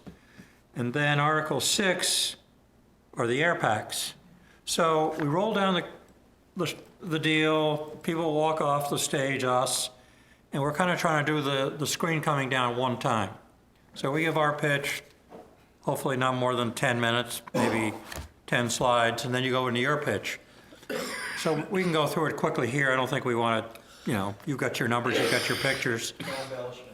Yeah, my only comment was, we want to make a statement regarding the importance of air packs, but that's really Article 6. But it does relate to the budget because you have a budget, you have a fire and rescue reserve fund. So I don't know, Mr. Moderator, we go through this without interrupting? If you do say no, maybe we only do verbally, then you come and stand back up again to verbally talk about the air packs. My question would be, can we take the slide that's in our current deck that speaks to to the SCBA and have it placed further forward in the presentation to coincide with when you'd need it for Article 6. In other words, have it in there twice. And you could take a look at it. But you're talking about only having the screen come down once. What we're trying to say is we're going to have the screen down once, because it interrupts everything. So basically, if we have something in the slide, we'd need to include it at that point. Yes. Then Okay. I'd be willing to stand up later and answer Yes. questions that are. That's fine. We could. But discussing it and presenting are two different things. So you could say that this can be discussed under Article 6 and then just not field any questions. And you could say, if somebody asks a question, you could tell them that it's not germane and they'd have to bring it up under Article 6. Right? We've presented before in one shot. when we Well, I mean, you could presented argue this that the one. town, I remember how Jerry would pull out the book and say, okay, we're on the report of the officers, and from this page to that page, it doesn't include the budget. You could argue that the budget has already been presented to people, but you can't discuss it. So, yeah, you could put a slide up there, what's the purpose of putting a slide if somebody can't ask about it? But you can talk about the balance in the Fire and Rescue Reserve Fund, which is part of the budget.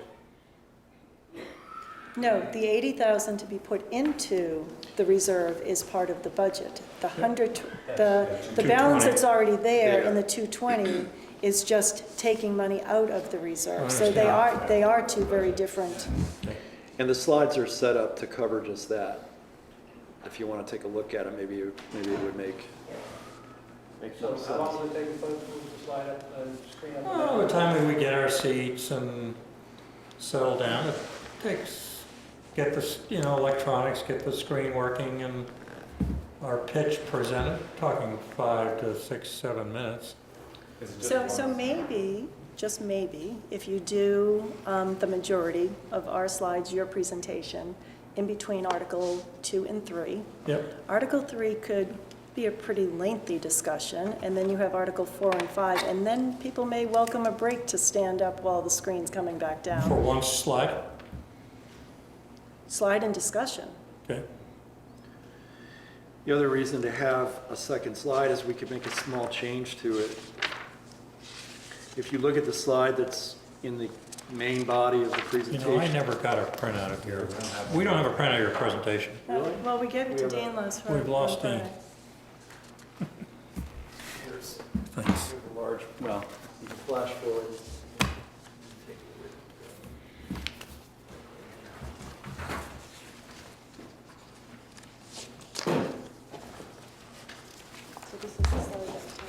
some of the pictures are missing on The the rest of screen. it is straight budget.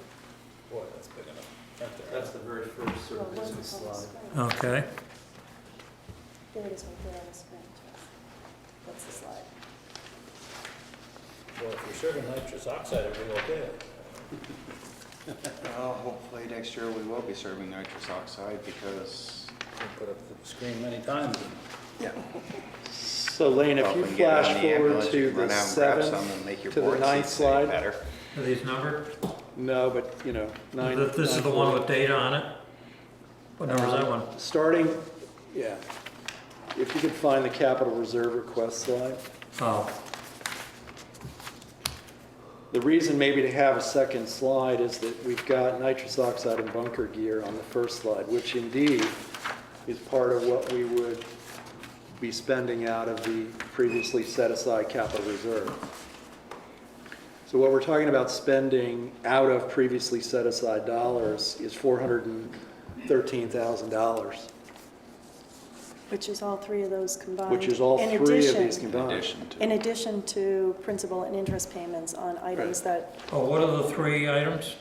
So the slide covers both. What's the what's the- SCBA is the That's breathing all app, breathing devices, the air packs. Oh, that's the 220, That's the Yeah. 220. yeah, Nitrous oxide is for painkillers for non-paramed administration on the 2 ambulances. yeah. And What's hold that on, there's value? a fourth item on here too, I believe. I have to find Dean's. Is the Actually, nitrous oxide can I out borrow of the your new town part report for a minute? or not? Sure. Is the nitrous There are a oxide couple out long of term the money monies or is that it are on there that are It's out part of of the this previously year's. set aside. So I want to make sure we're That slide putting covers them it. out to you that they're there, not that we're hiding behind 3 other Yes. items. So thermal imaging cameras. Yes. So we actually have to increase that slide to also include the thermal imaging camera. Yeah. The bunker gear is on there, the air packs are on there. There's tires for E1 and the nitrous oxide. Yeah, there were So we'll several expand other that so smaller that that items that were slide on there that- encompasses everything that is being requested to be pulled from the reserve fund. So the point was, could we have another slide that is just specific to the SCBA? Just so that people. Well, that's Article, whatever we said, 6. Right. So that is Article 6. Right. The other items on there were items that we had put forth before that were board approval type items. They're all under the 50,000. So I wouldn't bring up, I don't think you bring need to. Okay, well, I just want to make sure you're not saying I was trying to I hide mean, behind something. seems to me, you don't need to interrupt as we get to 6, other than you standing up and saying, our Fire and Rescue Reserve Fund takes care of, our bond issues, and we look to future needs such as the SCBA gear, and this year, we're asking you to vote for this. It's needed, it's been 15, 20 years. You may not even need a slide, and there's no impact on the taxpayer. Is it described in your report, on the town report? Is it what? Is it described, detailed in there? The articles, Read just Article the article. 6. Yeah. No. Article I mean, 6. Is it detailed here in your report? Will the town approve the purchase of air packs and bottles to replace existing air packs that and you're going to read this, 1995 to 2005, at an approximate cost of $220,000 to be paid from Fire and Rescue Reserve Fund.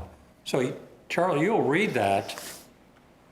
That slide adds a little bit more detail, but not that much, not enough to warrant shutting everything down for 5 minutes. That's what I'm trying to say. All right, I would, so we'll just cover it one time on the first pass through the full deck. right, And I'll emphasize the SCBA part of it. yep, later And I'll on, mention stand that up. we'll be talking about this, Right. addressing this in more detail later, something like that. I think Recreation's going to have a presentation also. They might have some visuals.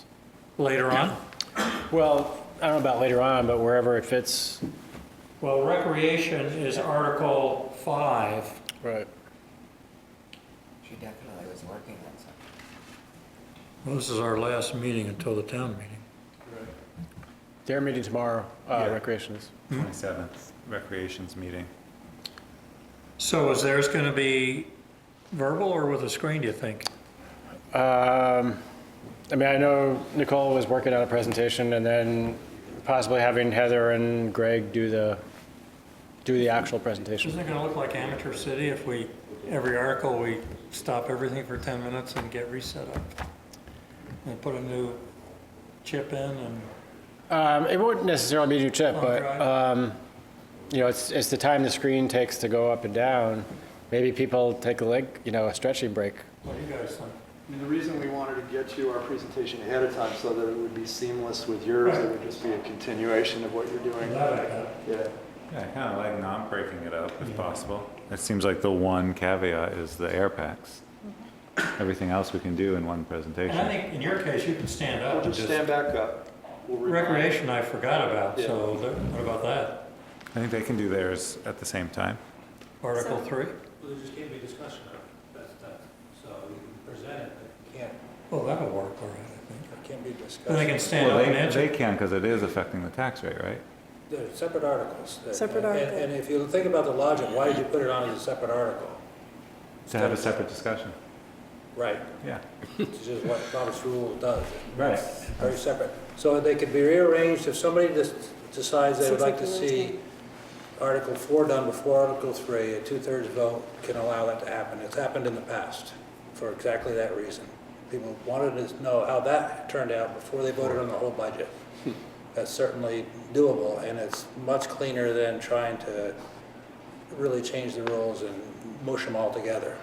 So in the past, there were times, Charles, that Jerry would actually, Encourage it? right. Yes. Would that be your position this year, to actually prompt that discussion? See how people, see how the discussion's going. What was the word you used? You used to do what? Encourage somebody to make that motion. He would- So he would what you sense could it actually also. say is that, you know, if there are 2/3 of you sitting out in the audience that would like to see Article 5 and Article 6 discussed before Article 3, is there a motion for that? And then there's a show of hands and it has moved up. You know, I tell you what, I don't think that's going to happen. We have to have a debate here on the amount that our budget has grown. We have to talk about that. And I think all the money, you know, the $3 million or the money to be raised, $1.5 million, has a growth component. We've had and now we're going to state it. I think if I were a taxpayer, I want to know how much the base budget's going to grow before I get into other articles. Article 6 is not going to change. No, I'm the not talking base. Article 6. Right. I'm talking about the generators and the tennis court. Absolutely. So I'd want to know the full budget, and if it's, let's say it's an 8% increase, what's it do if I add another $80,000? That's going to take me up to 11, whatever it is. So I wouldn't recommend we do 4 and 5 before we do 3. My 2 cents.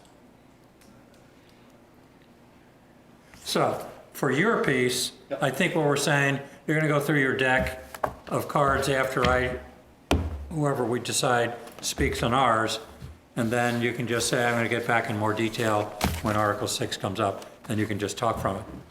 And the article is almost self-explanatory. It's a logistical question. You have a lavalier. What's the setup? Is it a clip-on mic? No, there's a handheld mic. Handheld, same as here. We'll have this on the stage, and you'll have the handheld, which will actually be amplification. Right. Lane, just for clarification, Article 3, although it would be voted on on the floor, Yep. ends up going to a ballot. Does Any- Article 4 also do that Yes. because it's a budget? Yes. Article But yours 5 doesn't, your 6 does not. Article 6 is there, it's a floor vote. Doesn't impact taxpayers. Okay. So 3, So 4, and Article 3, 5, 4, and 5 right. will go on to The Australian April ballot. 3rd Australian ballot, yes. Another reason to separate the discussion on the SCBA's from the other 3? That's got to be clear, though. That's got to be so clear that it doesn't affect the taxpayers, because you're looking to spend money against them, so they've got to be aware of that. Right. All right, we'll make the same when we did large purchases of that, but before, we'll make them aware it's out of the capital I mean, you reserve fund. did it with the and it's saved ambulance. For that purpose. The last ambulance Did a good job. And unanimously, you know, people don't have a problem with planning ahead. Yeah. In general. So Lane, you have a couple of slides after Article 6. You would be going through those first and then go into fire and rescue? I was thinking going through my whole deal Yeah, and then invite fire, and that's what we've done in the past. yeah, Ours is supposed to be a heads up, this is what you're gonna be hearing this afternoon, right. and give a little summary, and you'll hear in more detail, get to answer questions. And fire rescue is gonna kind of give their picture. So there's just 3 slides after that, after Article 6, Article 11, audit. So Thank you. now it's interesting, you didn't want us speaking to Article 6 during our presentation, but it's embedded in yours. I think it's To answer that question, the intent of our pitch was a summary for the taxpayers, what they're gonna hear over the next couple of hours. You know, Article 3, Article 4, Article 5, Article 6 explains that 3, 4, and 5 are gonna go to Australian ballot in April. It's kind of an overview, that's what the intent is. It'd be cleaner if you just kept with your own article on that. Be cleaner if we do what? Just kept with your own article on the Article 3 for your presentation. Well, the presentation is about the whole warning, really. I mean, Well, Our but presentations it's is- happened- Well, unless you did it before Article 3 was what's the warned, first? that, What's the first, is there reports from the, what's the 1 and 2? I mean, I gave away my town report. what do you think about that one? So I have about, I have 12 slides on why we're here for town meeting. Town articles, town plan, If it weren't for the screen. Town you would audit. Have each of these articles Right. presented right before. yeah, I agree with that. So you're skirting the edge there by trying to do it all up front. So it's kind of like when you tell them, then you tell them what you told them, and then you summarize, you tell them what you, whatever. So, I mean, could be under here reports of the town officers, is that? Because then you're getting into budget. Or maybe, that's a cleaner place to put it than. Or town officers, the number 1. And that's where it always has been. The problem last year was People are still we coming didn't have in. an audience. Well, so what we're gonna do if, the school district was gonna present first, to take up a good 20 minutes, half Well, hour. that solves that problem. Right, so then. On I didn't know Tuesday? that. That's 90% of our tax. That's base. what, That would they be more requested viable. to speak, and I talked with Mary to see what she thought the best time was, and we agreed to let them do it right away, Perfect. so then it gets. So why don't we make this, which is a summary, where it says town officers report, Article 1. Right. Except the school isn't a town officer, and if I Oh, were, no, This is what prior to. I asked for unanimous consent to let the school district talk, okay. and nobody will say anything, I'm sure. So we, in fact, may not start at 9 o'clock like this says, right? So we may not start till 9:30, which is fine with me.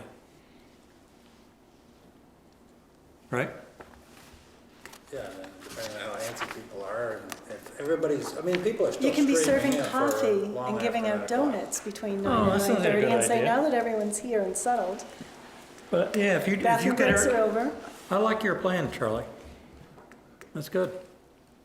I think there'll be a lot of questions about the school budget. You think there will be? That consolidated budget? Yeah, again, it's 90% of our tax bill every year. We're here squabbling over peanuts. Well, Does that work? Does that make sense to you, So Danny? then, Article 1, reports of town And that's what this is. officers will be yours, and then does fire and rescue come right after that, and recreation? Yeah, So yeah, that's gonna be a one-way thing, it's gonna be, you're gonna present it, yep. and then Then recreation, then you fire and would count rescue? people to remember what those slides were. I mean, it'd be an issue, so you're not gonna have that available on the sheets or any seats or anything like that. So we're not gonna be able to take any questions as we make our town reports? My last slide Not says, a detailed thing about the budget. I mean, you- we'll save the details for when we get to it, until we get to the article. Okay? So we'll have this, Article 1, you're gonna be part of Article 1, Recreation will be part of Article 1. Town reports. Okay. You'll stand up You for, probably take questions about clarifying you know, what does that really say or something like Right. that, just not the merits of okay. the, of that.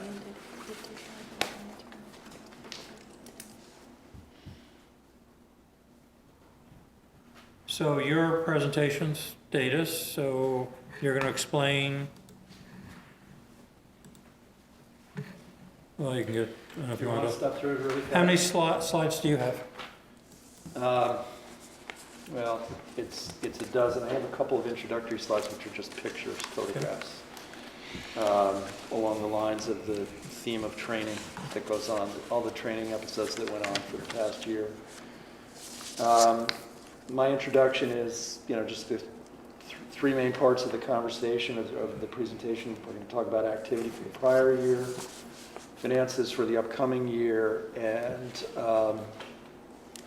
discuss paramedic coverage, because it has such a significant bearing on the health of Charlotte patients when they arrive at the hospital, and also it obviously has a bearing on town's finances. So we get right into activity. The first slide is fire activity, 192 calls. You can see the details there. There's a little bit about manpower. Then we jump to the rescue situation. 437 calls. Next page. Yeah, I got to tell me when it's changed. Yeah, we'll work out some kind of system.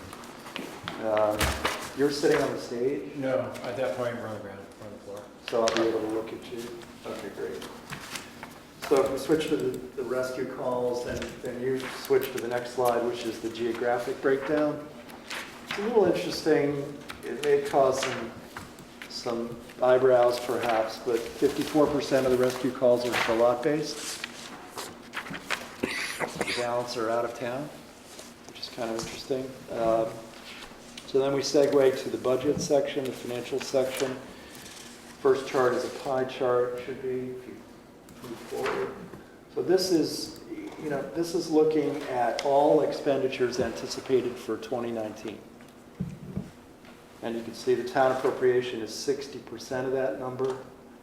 The town capital reserve, which is money that has been previously set aside, no new taxes.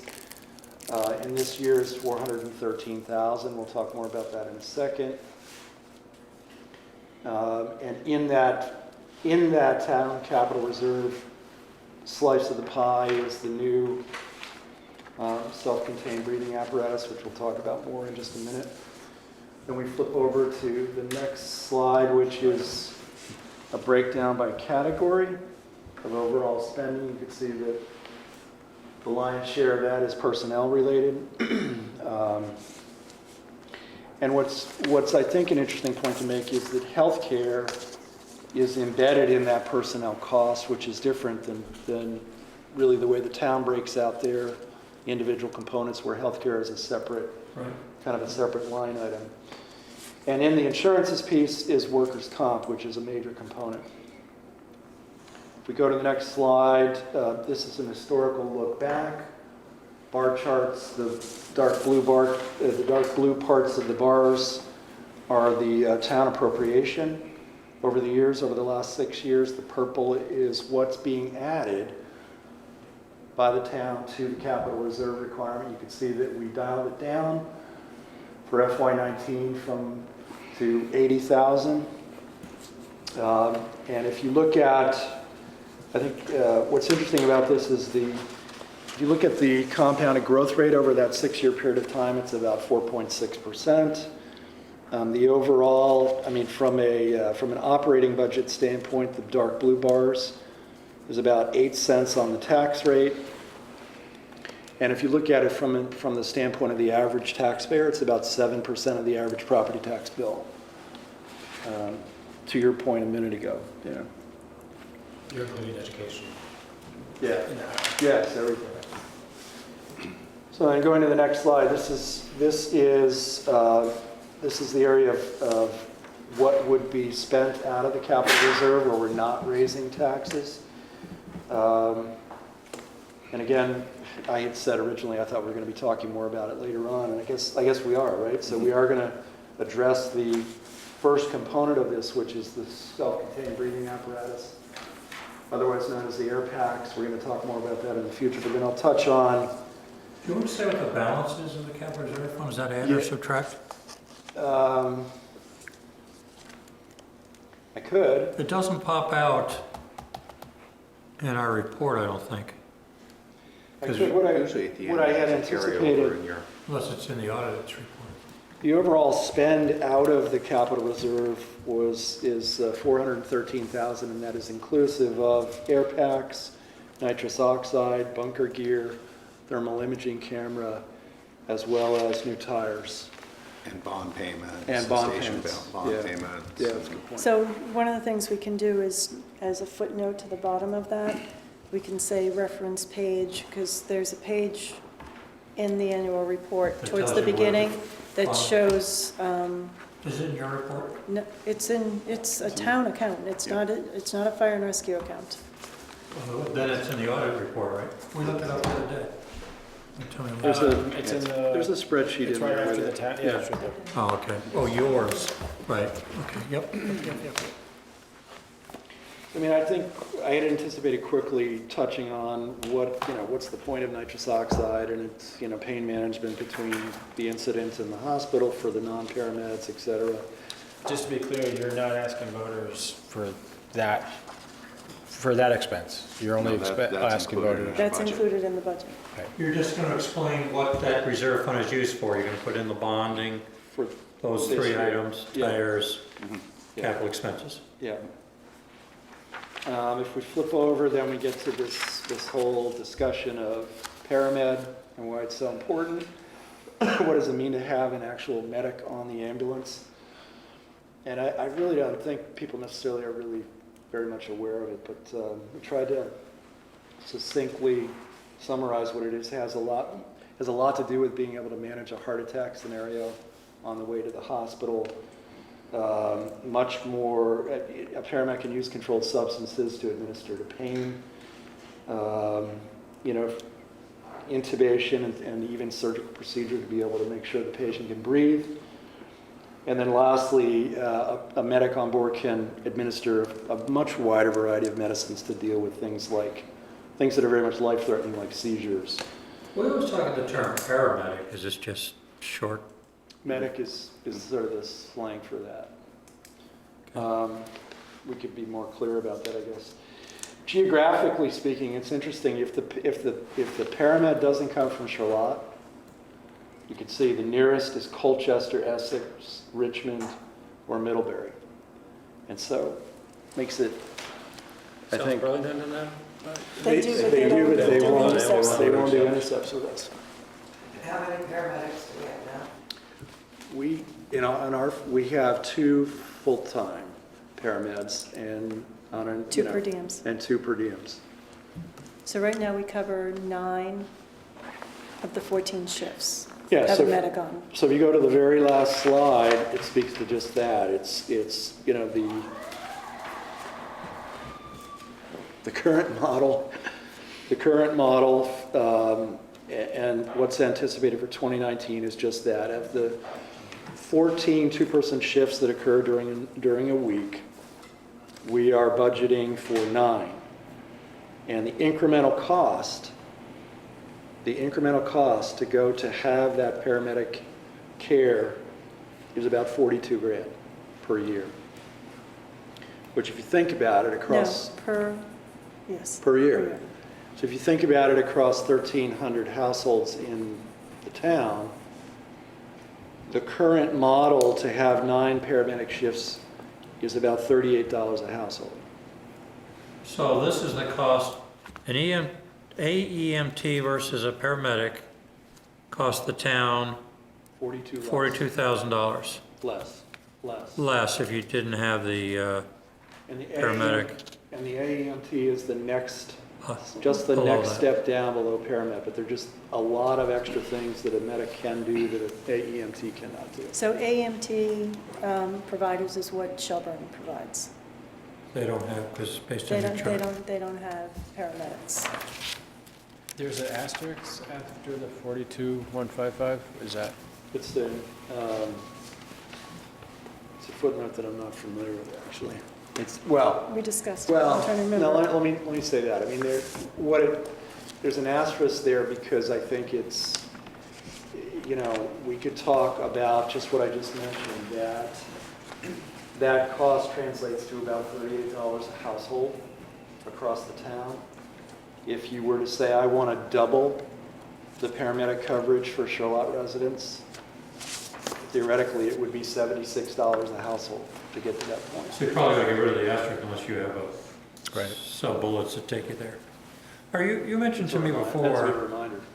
you mentioned to me before whether does a community want paramedic service, and you mentioned there might be you might have a survey or something. Are you going to ask that question or just present this and see what happens? What I had envisioned in the very introduction was to make a statement to the effect that we viewed this town meeting day as a launch point for an awareness/education campaign around what paramedic services mean. And I think the thought is that we would, you know, from this point forward, we would do things like postings on Front Porch Forum, we would do SurveyMonkey, you know, kind of a push survey, maybe a direct mailer, and really try to get a good sense of what the town thinks about it, and whether it's something we want to expand on or subtract Or you left the bait out here. Let's see what comes up in the questions. Yeah. So would we ever have a medic in another town serving, you know, say Virgins or even New, whatever, something south, let's say? And would we have a second paramedic available? Or I've heard it said that if they were out of town and a Charlotter needed it, what's gonna happen then? The district works on the mutual aid model, and they don't allow you to practice unless you are willing to sign up for their model. That goes for ambulances, medics. So if there's a call in Virgins that Virgins doesn't cover, Charlotte goes to cover it. If there's a call in Charlotte that Charlotte can't cover because they're in Virgins, Shelburne will move down to cover it. If it's a medic level call, then they put out for the next nearest medic to travel for down to here, and that works all the way up to the fact rigs. I know when we had the boat explosion a couple years ago, they were getting the fact rigs to come out because we had peeled Charlotte, Virgins, Shelburne. Their ambulances were already here. The other ones were tied up. The hospital was crewing up their critical transport rigs to send them down here because of the reports of the burn. So it's all the mutual aid system. It's not something we can change. Yeah. So Carrie, were you asking if we provide paramedic service for other towns? Or do Yes, other if we would be towns? there, yes, if for some reason you were there. For a cost, they're called, there's an intercept fee that these ambulances have to pay every time they request a medic. When an ambulance requests a medic, they're not specifically requesting Charlotte's medic. And I'm fine with that. They're going What to if a Charlotter needs the service, your Then service? it gets dispatched out in the next event, the next closest available medic, whether or not it's coming from Richmond, Essex, Colchester, or Middlebury, Therein would lies- travel here. Therein lies the challenge. And within that same challenge, that Charlotte ambulance doesn't necessarily have to be in Virgins to be out on a call.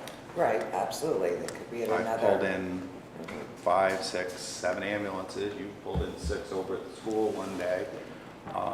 Through the district, we've emptied the district and brought them to Charlotte before. So it's all part of that mutual aid system that hopefully makes us stronger and hopefully makes it so the towns don't have to provide extra service to their community that they don't really need because you can bring it in through another community and then we reciprocate to them. And the challenge, Carrie? 2 people got hurt here, you don't have one ambulance. For some reason there. The challenge are none of these calls for ambulance service are planned. So in an ideal world, you'd be staffed to make sure that you could cover all of those, but you can have a car accident out on Route 7, and there's 3 cars involved, and somebody on Greenbush Road falls and breaks their hip. They're already at the car accident, so. But that's the same with any other community that has paramedics. They only have 1 or 2 per shift, and they're running intercepts. Colchester's running intercepts to Essex. So another call comes into Colchester, they may not have meant to cover that call as well. It's normal. Yeah, it's no different than here.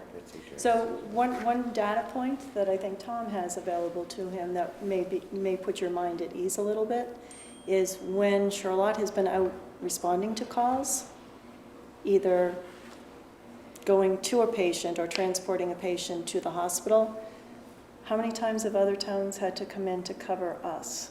2%. So We've covered 98%. we've covered 98% of the calls for Charlotters. So out the door in a minute, 46 seconds, and we covered 98% of the Charlotte patients. So less than a dozen times a year. I think we're good. Yeah, thank you for giving us a chance to kind of You're going to step get through questions by that growth. It's going to be during the budget time. You know, you show that 619 versus 669, or, you know, under your bar chart there. 612, the bar chart, the 612 to the 669? Yeah. Yeah, 612 is wherever that is. You're going to get, I'm not saying you have to do anything different, but why have you gone up so much? I mean, if it comes to us at the table, we might ask you to explain that, I don't know. We'd be happy Probably. So I think that's going to come up. We'll take that. I think Mary might even bring it up. I mean, she's brought it up to us. Okay. Well, over $20,000 of that is just healthcare insurance premium. Yeah. And maybe we'll just be anticipating of that and just explain it, like go right, be proactive. Yeah, Perhaps. that would be good too. Yeah. Sure. Yeah. Well, thanks for all coming in. Thank you all for having us. If they had the same health insurance the town does, it'd be $67,000. Yeah, I was thinking that earlier. Well, that's why I want to look at changing our health insurance. Dean, do you have both Drop the cost charts for the town. Thank you. on the board or not? I don't, I have an hard copy for possible revision, the last bullet. Can you just take that? Do I have to? So this is the compromise version.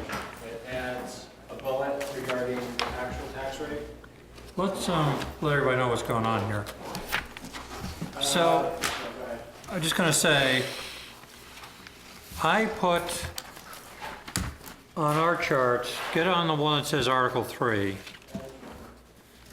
and I put this together from the book. You know, bottom line, right off of our budget. And then Mary wrote an email saying I'm not reflecting the true data. So I did a chart, which is this one. No, actually, it's this one. It says 30 and 50,000 on the bottom.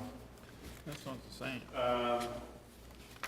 It's, no, the last, there's no. Let's make sure we're looking at the same one. So the one that's coming around now is Lane's revision. The one that I just passed out prior to that is my. This is the one I want to talk from.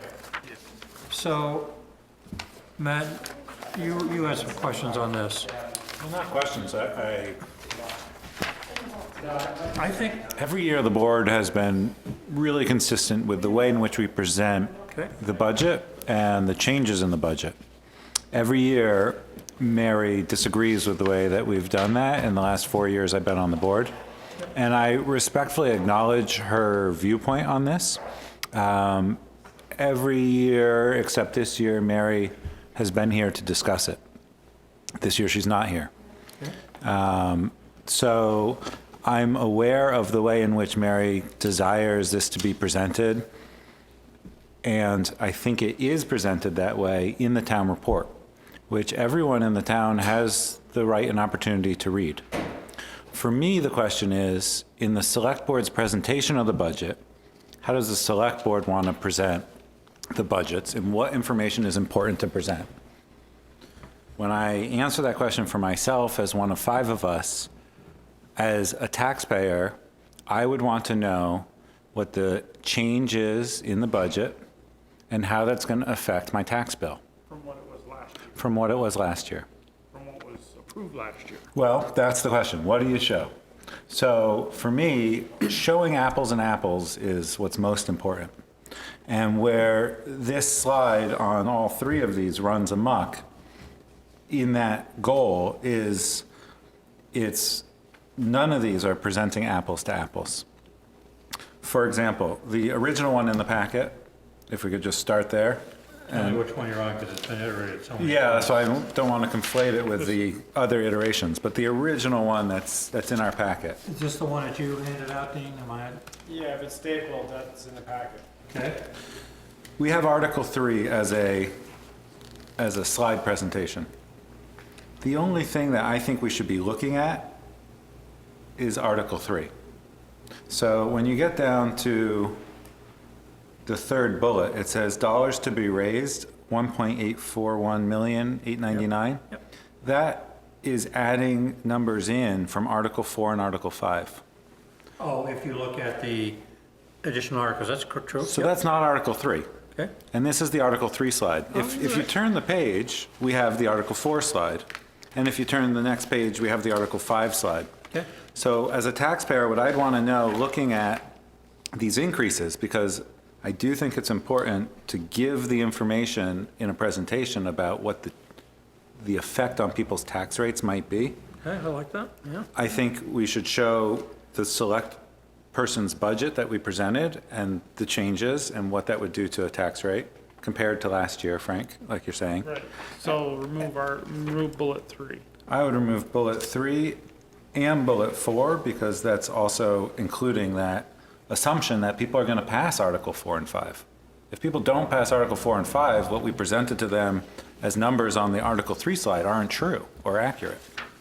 So would you include a tax rate for just the budget? So here's what I would propose for that, and I kind of worked it up. The 3rd bullet would show the difference, which to me is interesting, of expenses versus revenues. So expenses increased 3.2%, revenues only increased 0.7%. That 3rd bullet would say there was a 2.5% net increase in expenses over revenue. And that's the difference between how much the revenues grew versus how much the expenses grew. That's the number that is going to change what people pay for a tax bill. And that's the number I think we should be presenting as information to people. That's from the budget that we're presenting to the taxpayers. Then the next dollars to be raised I would have in there as the 4th bullet, but I would take out the assumption of Article 4 and 5 passing. Yep. And so it would be, the number would be, which is in the town report, 1,761,899. What's the number, 1 million what? 1,761,899. That can be found on the page 18, the 2nd line down, expenses minus revenues, budget 1819 over on the right. Yep. And if we do a percent increase from the previous year of 1,672,291, it's the difference is, which it says in the town report, is 89,608. That percent is 5.4%.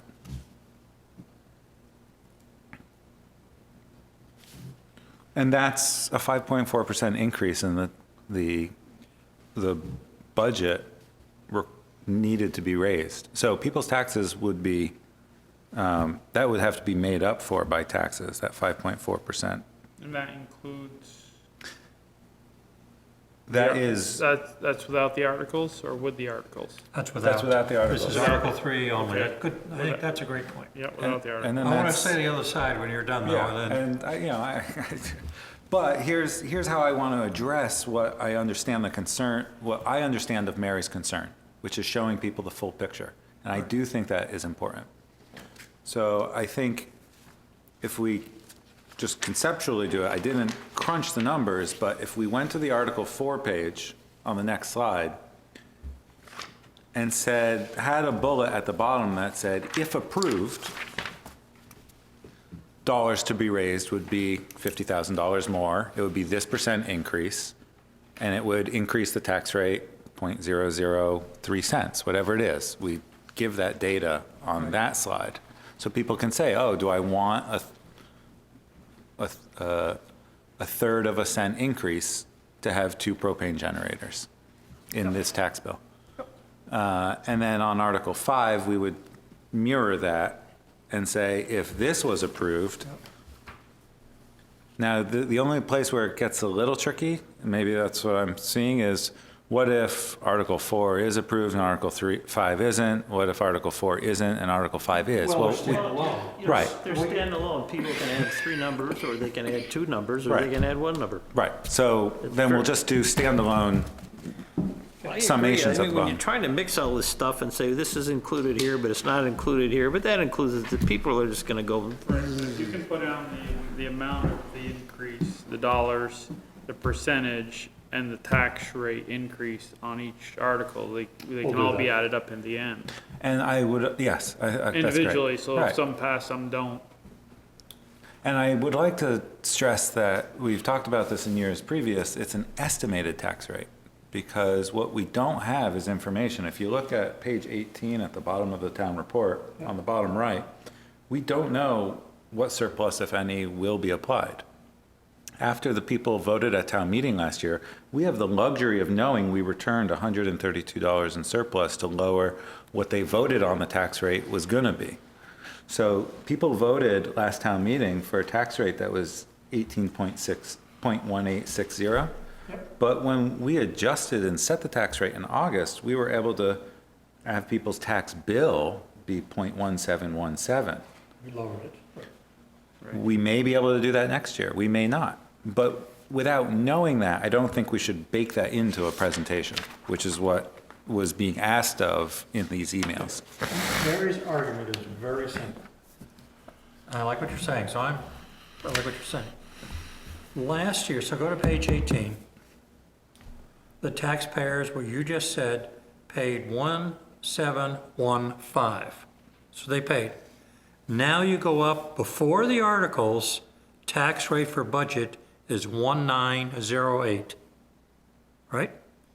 Tax rate for budget, 0.1908. See that? Yep. You divide one by the other, it comes out an 11.3% increase. That's where it's a political phrase, but there's an expression about figures don't lie. But what's happening here is someone is asking you to look at an actual tax rate that was set in August and compare it to an estimated tax rate set in March with partial information. So It's not an apple to an apple. what wasn't included was the 40,000 in the articles, which is on 1718, and the 132 payback. So the 132 refund lowered it from that 1760 to the 1715. We all agree with that? Yes.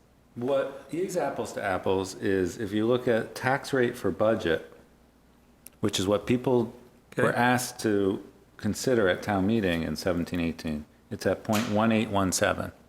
Okay. And what they're being asked to consider for the tax rate for the budget that the select board prepared for 1819 is 0.1908. That difference is 0.0092.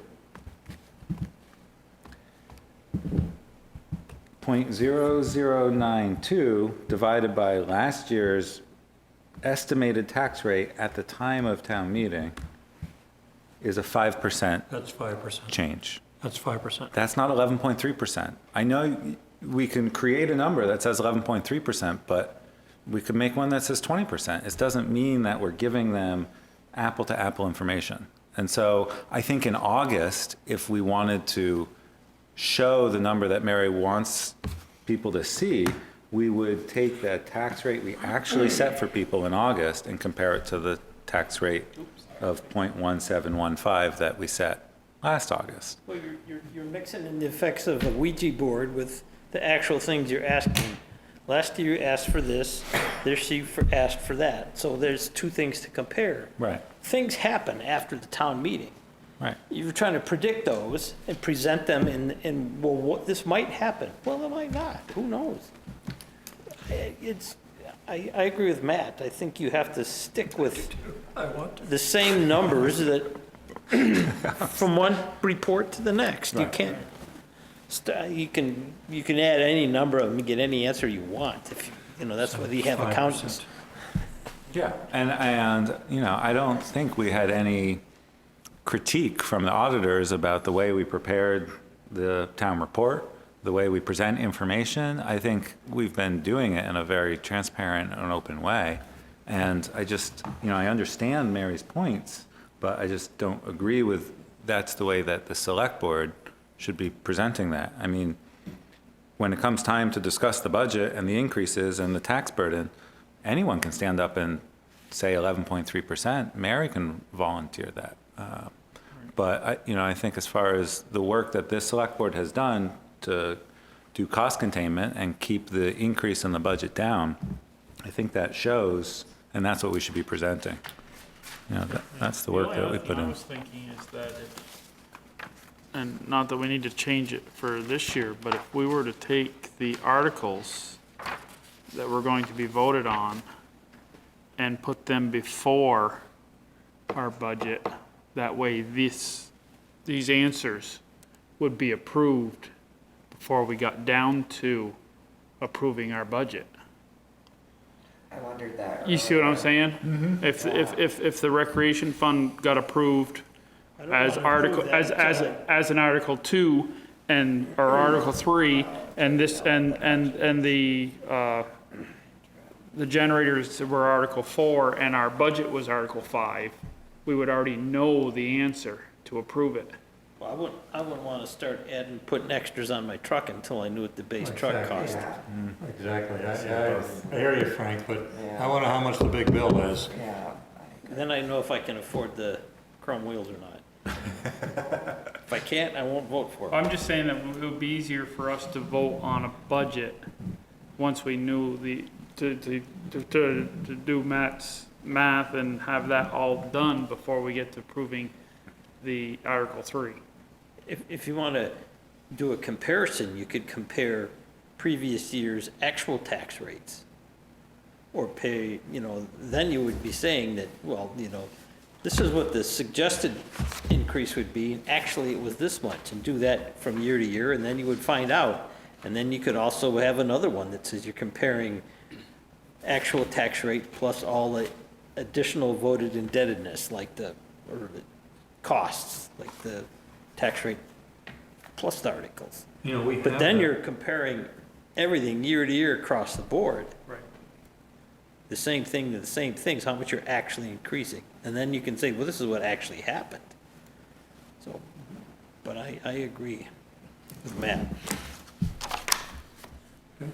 So then it looks like Then the other charts were just what you said. If you had $30,000, it adds 0.003%. so it's just one more bullet on each of those Yeah, slides. I think that's Okay. great.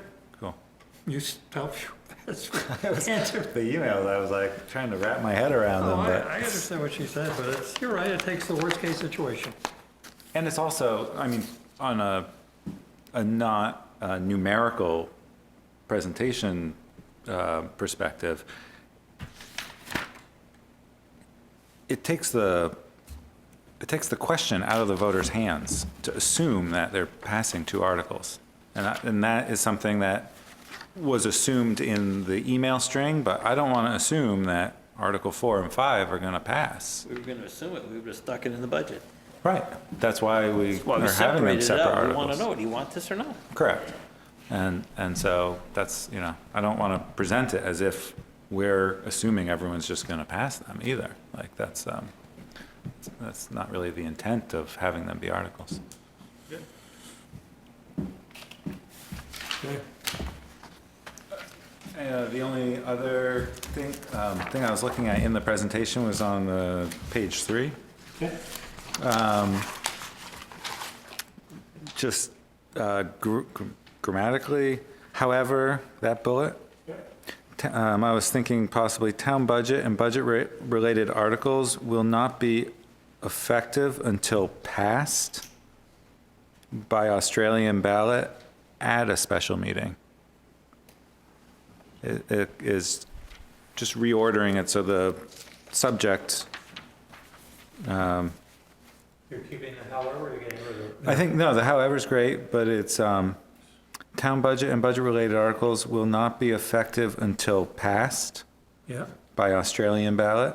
So that's the mechanism of that it becomes effective. And then the place, add a little extra information at a special town meeting. And we even know the date, right? Yep. So at a special town meeting, It's right April below, 3rd. line below. Oh, yeah, April there it 3rd. is. We'll have those 3 articles, 1, 2, and 3. Yeah, and you could even then, just to make it consistent, articles for April 3rd Australian ballot at special meeting? Does that tie it in? So that I mean, yeah. What did you just say to do? on the next bullet, Yep. to have it be April 3rd Australian ballot at special meeting? Oh,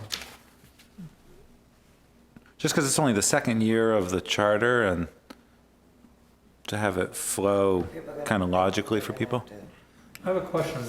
Articles for April 3rd, Australian ballot, if passed by town meeting vote. That's I mean, a good question. I think Because, I mean, if it fails, yeah, right. I mean, if That's it more fails, of that same question. If it fails, it doesn't go forward. I think we loosely, and the VLCT's take on it and legal counsel's take on it was, we could put it on, but the select board would be flying in the, like, you legally could, but the select board would be flying in the face of Of the town intent voters. of the Yeah. town meeting. Yeah. So, I like the spirit of that if people vote something down at town meeting, the select board takes that as what the town wants and doesn't allow people to vote Australian ballot. Could you just say those two, wording for those 2 articles one more, or not 2 articles, 2 lines one more time? The however, town budget and budget-related articles Will not be effective until passed by Australian ballot. By Australian ballot at a special meeting. Right. Or not, I don't know if it matters, will not be effective or not become effective, or what did you say originally? I just kept what he had, will not be effective. Okay. Yeah.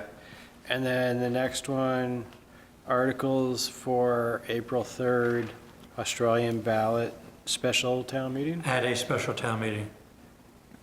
Do you want to add if passed at town meeting? If passed. I mean, I mean, it's nice that it's kind of I mean, educating people on to the me, charter if I looked at process. this, I would say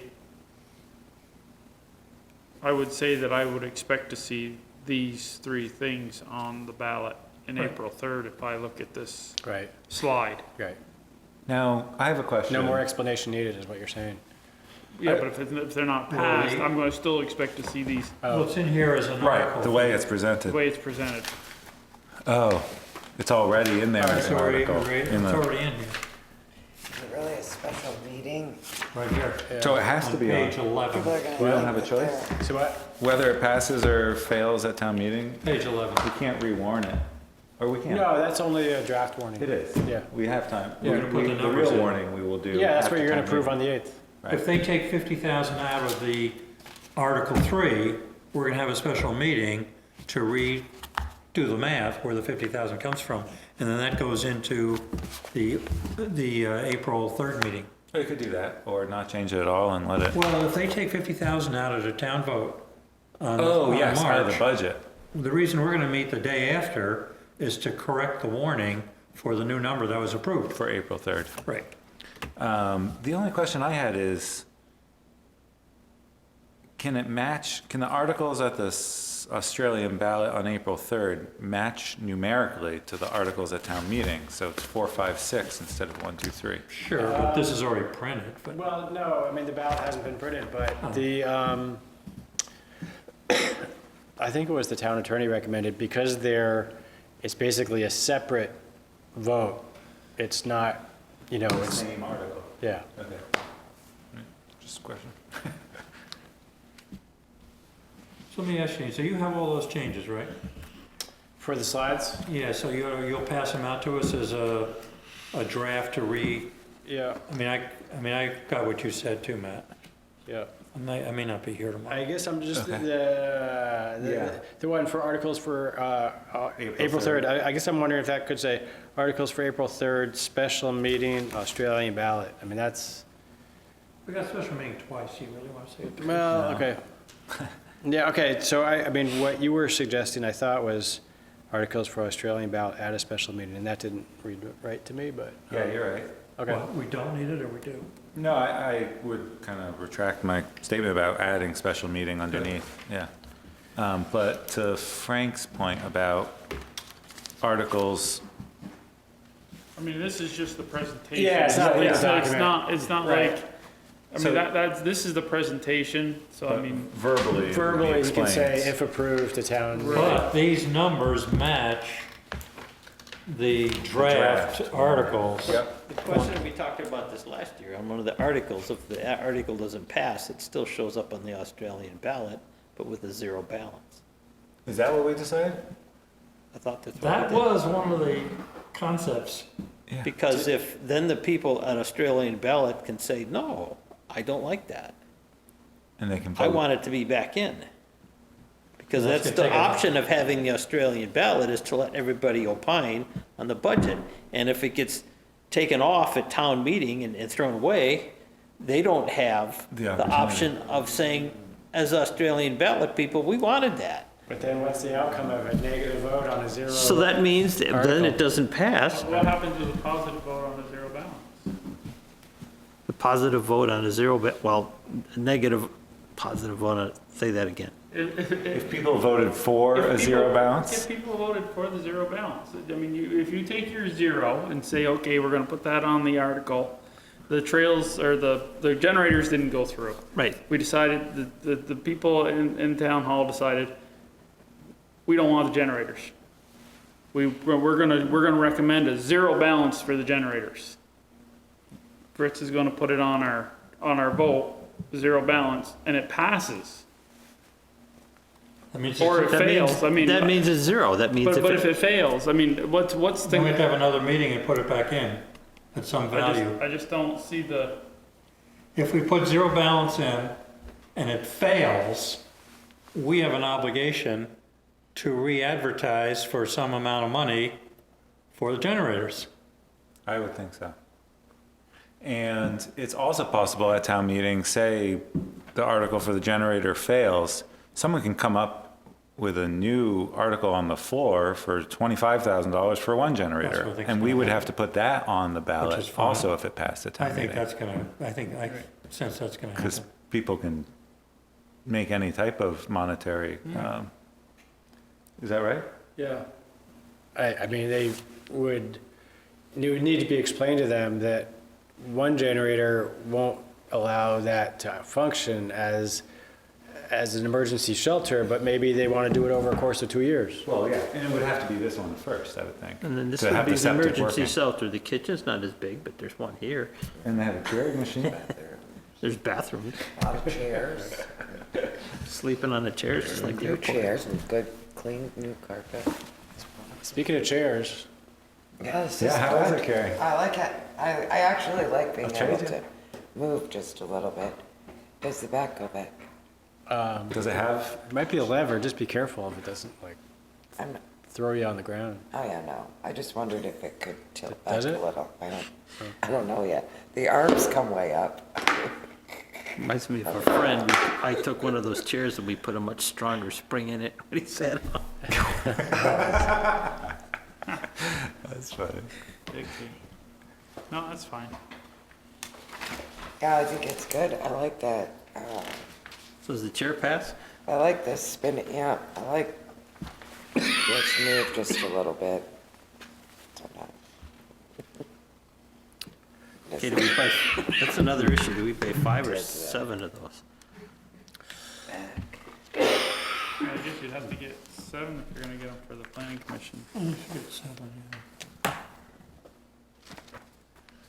And some of our other some of our other committees have gotten a few people too. I mean, I don't know how much the Energy Commission and the wastewater committee, sometimes they have more people. And the wastewater's only got 5. I'd say 7. That's what the planning commission has? Yeah. Supposed to. Are you on the minutes?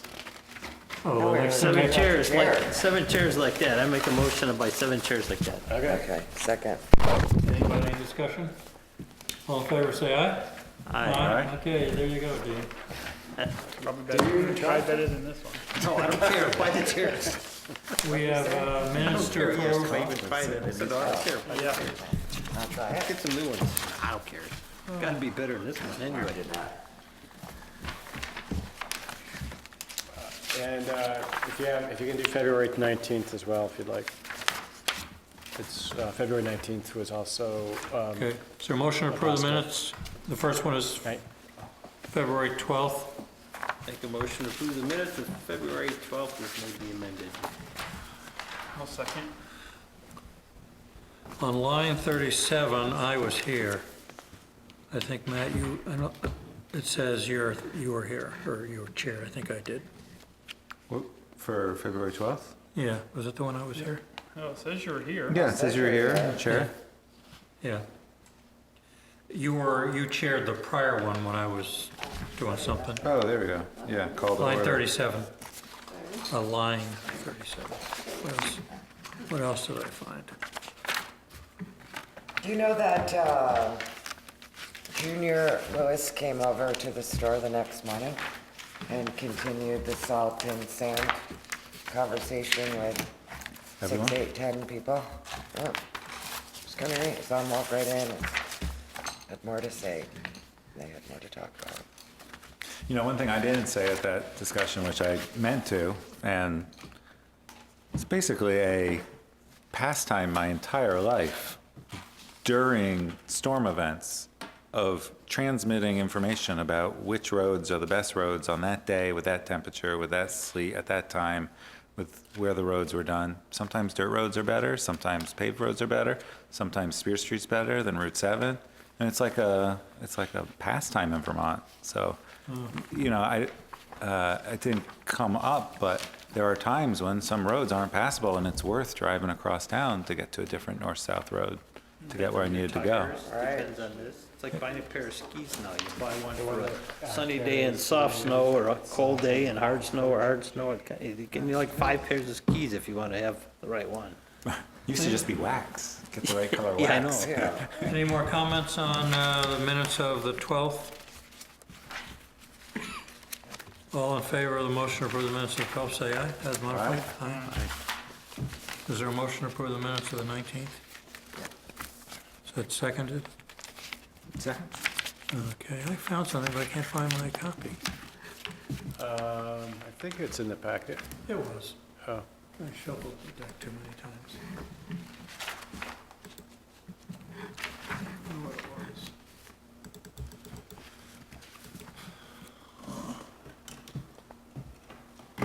Oh, it was just a, grammatical error.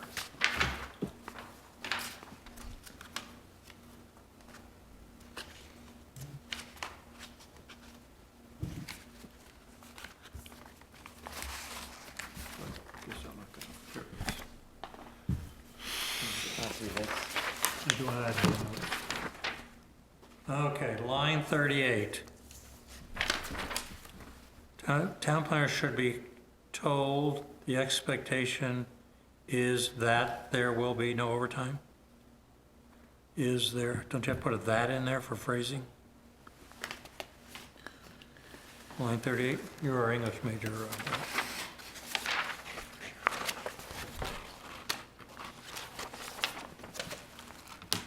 There's another phrase.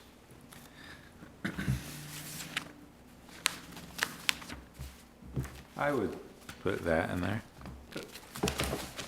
Same thing I saw. It's a pretty complex Or you sentence. could put an of in there if you wanted to. Told of the expectation.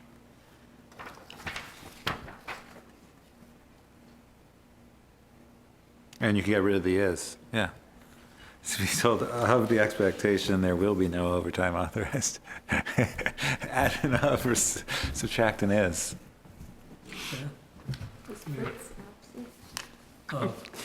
Is that how you want to do it? Just from the meeting. I don't care.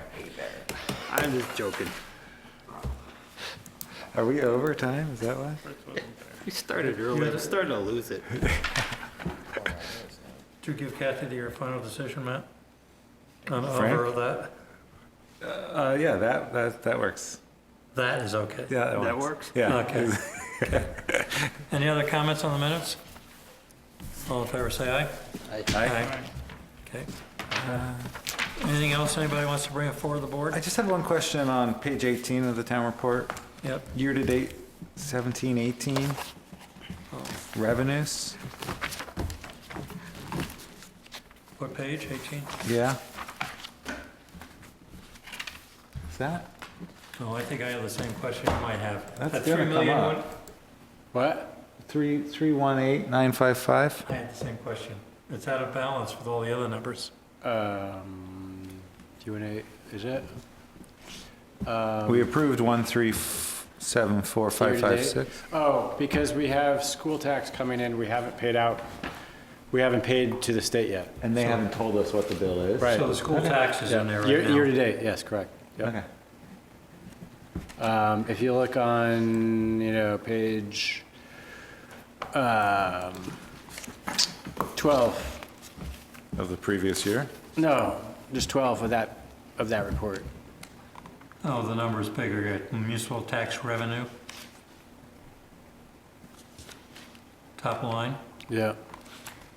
2707816. So we took in tax payments, we haven't paid them to the school yet. You can probably anticipate there'll be a question about that on town meeting. Oh, there wasn't last year. It's always looks like this. Yeah.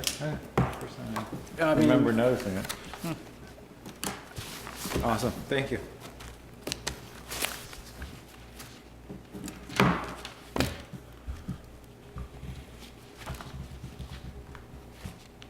Is this the last time we meet before town meeting? Yeah, I'm just trying to think. So you're gonna, I'd like to come in, you're gonna update tomorrow. I'm not gonna be here tomorrow, actually. Okay. Wednesday. I'm not either, okay. It's not gonna take that long to change them, but I'd like to just go through them with you. Right, yep. Send them out, I just wanna make sure I understand if I'm gonna be speaking. Right. And then Matt will probably compliment what we wanna say. Yeah, and I am meeting with the, Recreation is, well, no, with the school technical services person on Friday at 10 o'clock. She sets up the computer and the slide screen. have we done a thumb drive in the past? Yep. So we use their laptop, we bring over our thumb drive. Okay. So the rec presentation, because I'll be going to their meeting on the 27th. When are they going to be doing that in the? Well, during reports, all gonna be Article 1. Yeah. Either before or after fire and rescue, doesn't matter. Okay. Well, so it'd be shorter, so maybe before fire and rescue. Yeah. Should be proportional to the Yeah, I'd say. amount they're asking. Probably right after May, I don't know. So you'll get those slides in then, Matt, or Nicole will? Yeah, I'll coordinate with Dean, probably Nicole. Yeah, she said, yep. I'm hearing Greg might do the presentation, is that true? Sorry? Is Greg gonna do that presentation? Greg will be back. He's not here tomorrow, but he'll be back at town meeting. And also Heather Manning, I think, offered as well. Do we have too much we're gonna be saying under Article 1? So we're gonna have our stuff, recreation, fire and rescue, it's okay? I think it's good. And I kind of was in and out of that discussion. It's okay for recreation to be talking about doing their presentation, even though it's a different article? Article 1? Article 1 says town Article reports. 3? Recreation is Or 4? presenting for Article 4. Well, they could do a verbal, but I think the point was not to have the screen come down. So, there'll be a slide presentation early on, town reports. When we get to article, whatever it is, 4, Or 5. they can stand up and explain what we're doing. 'Cause you'll have a different audience. You know, an hour later, an hour and a half later, you could have a different audience. Yeah. So I would stand up and say, we have $30,000 in the budget for reserve fund to get ready for eventual upgrade to the beach. Whatever detail. But that slideshow they'll have done during the Yes. Article 1 presentation? Yep. Okay, great. And they just won't do any question and answer then? If With it's, respect to money, if there's clarifications on Yeah. the slides. they Okay. can- Right. That's Got what it. Charlie said. Okay, and I'll let them know that as they're drafting those slides. so you're not gonna be in tomorrow. Right. So I'll probably come in, tomorrow's Tuesday, Wednesday morning, and see that. And you guys will you'll look at it one more time, Matt? When you Yeah, put the I'd thing love to. together? Good. Wednesday? Whoever else wants to. I'm on paternity, so. Okay, is there a motion to adjourn? Yes. So moved. Second? All in favor? Aye. Aye. Cool.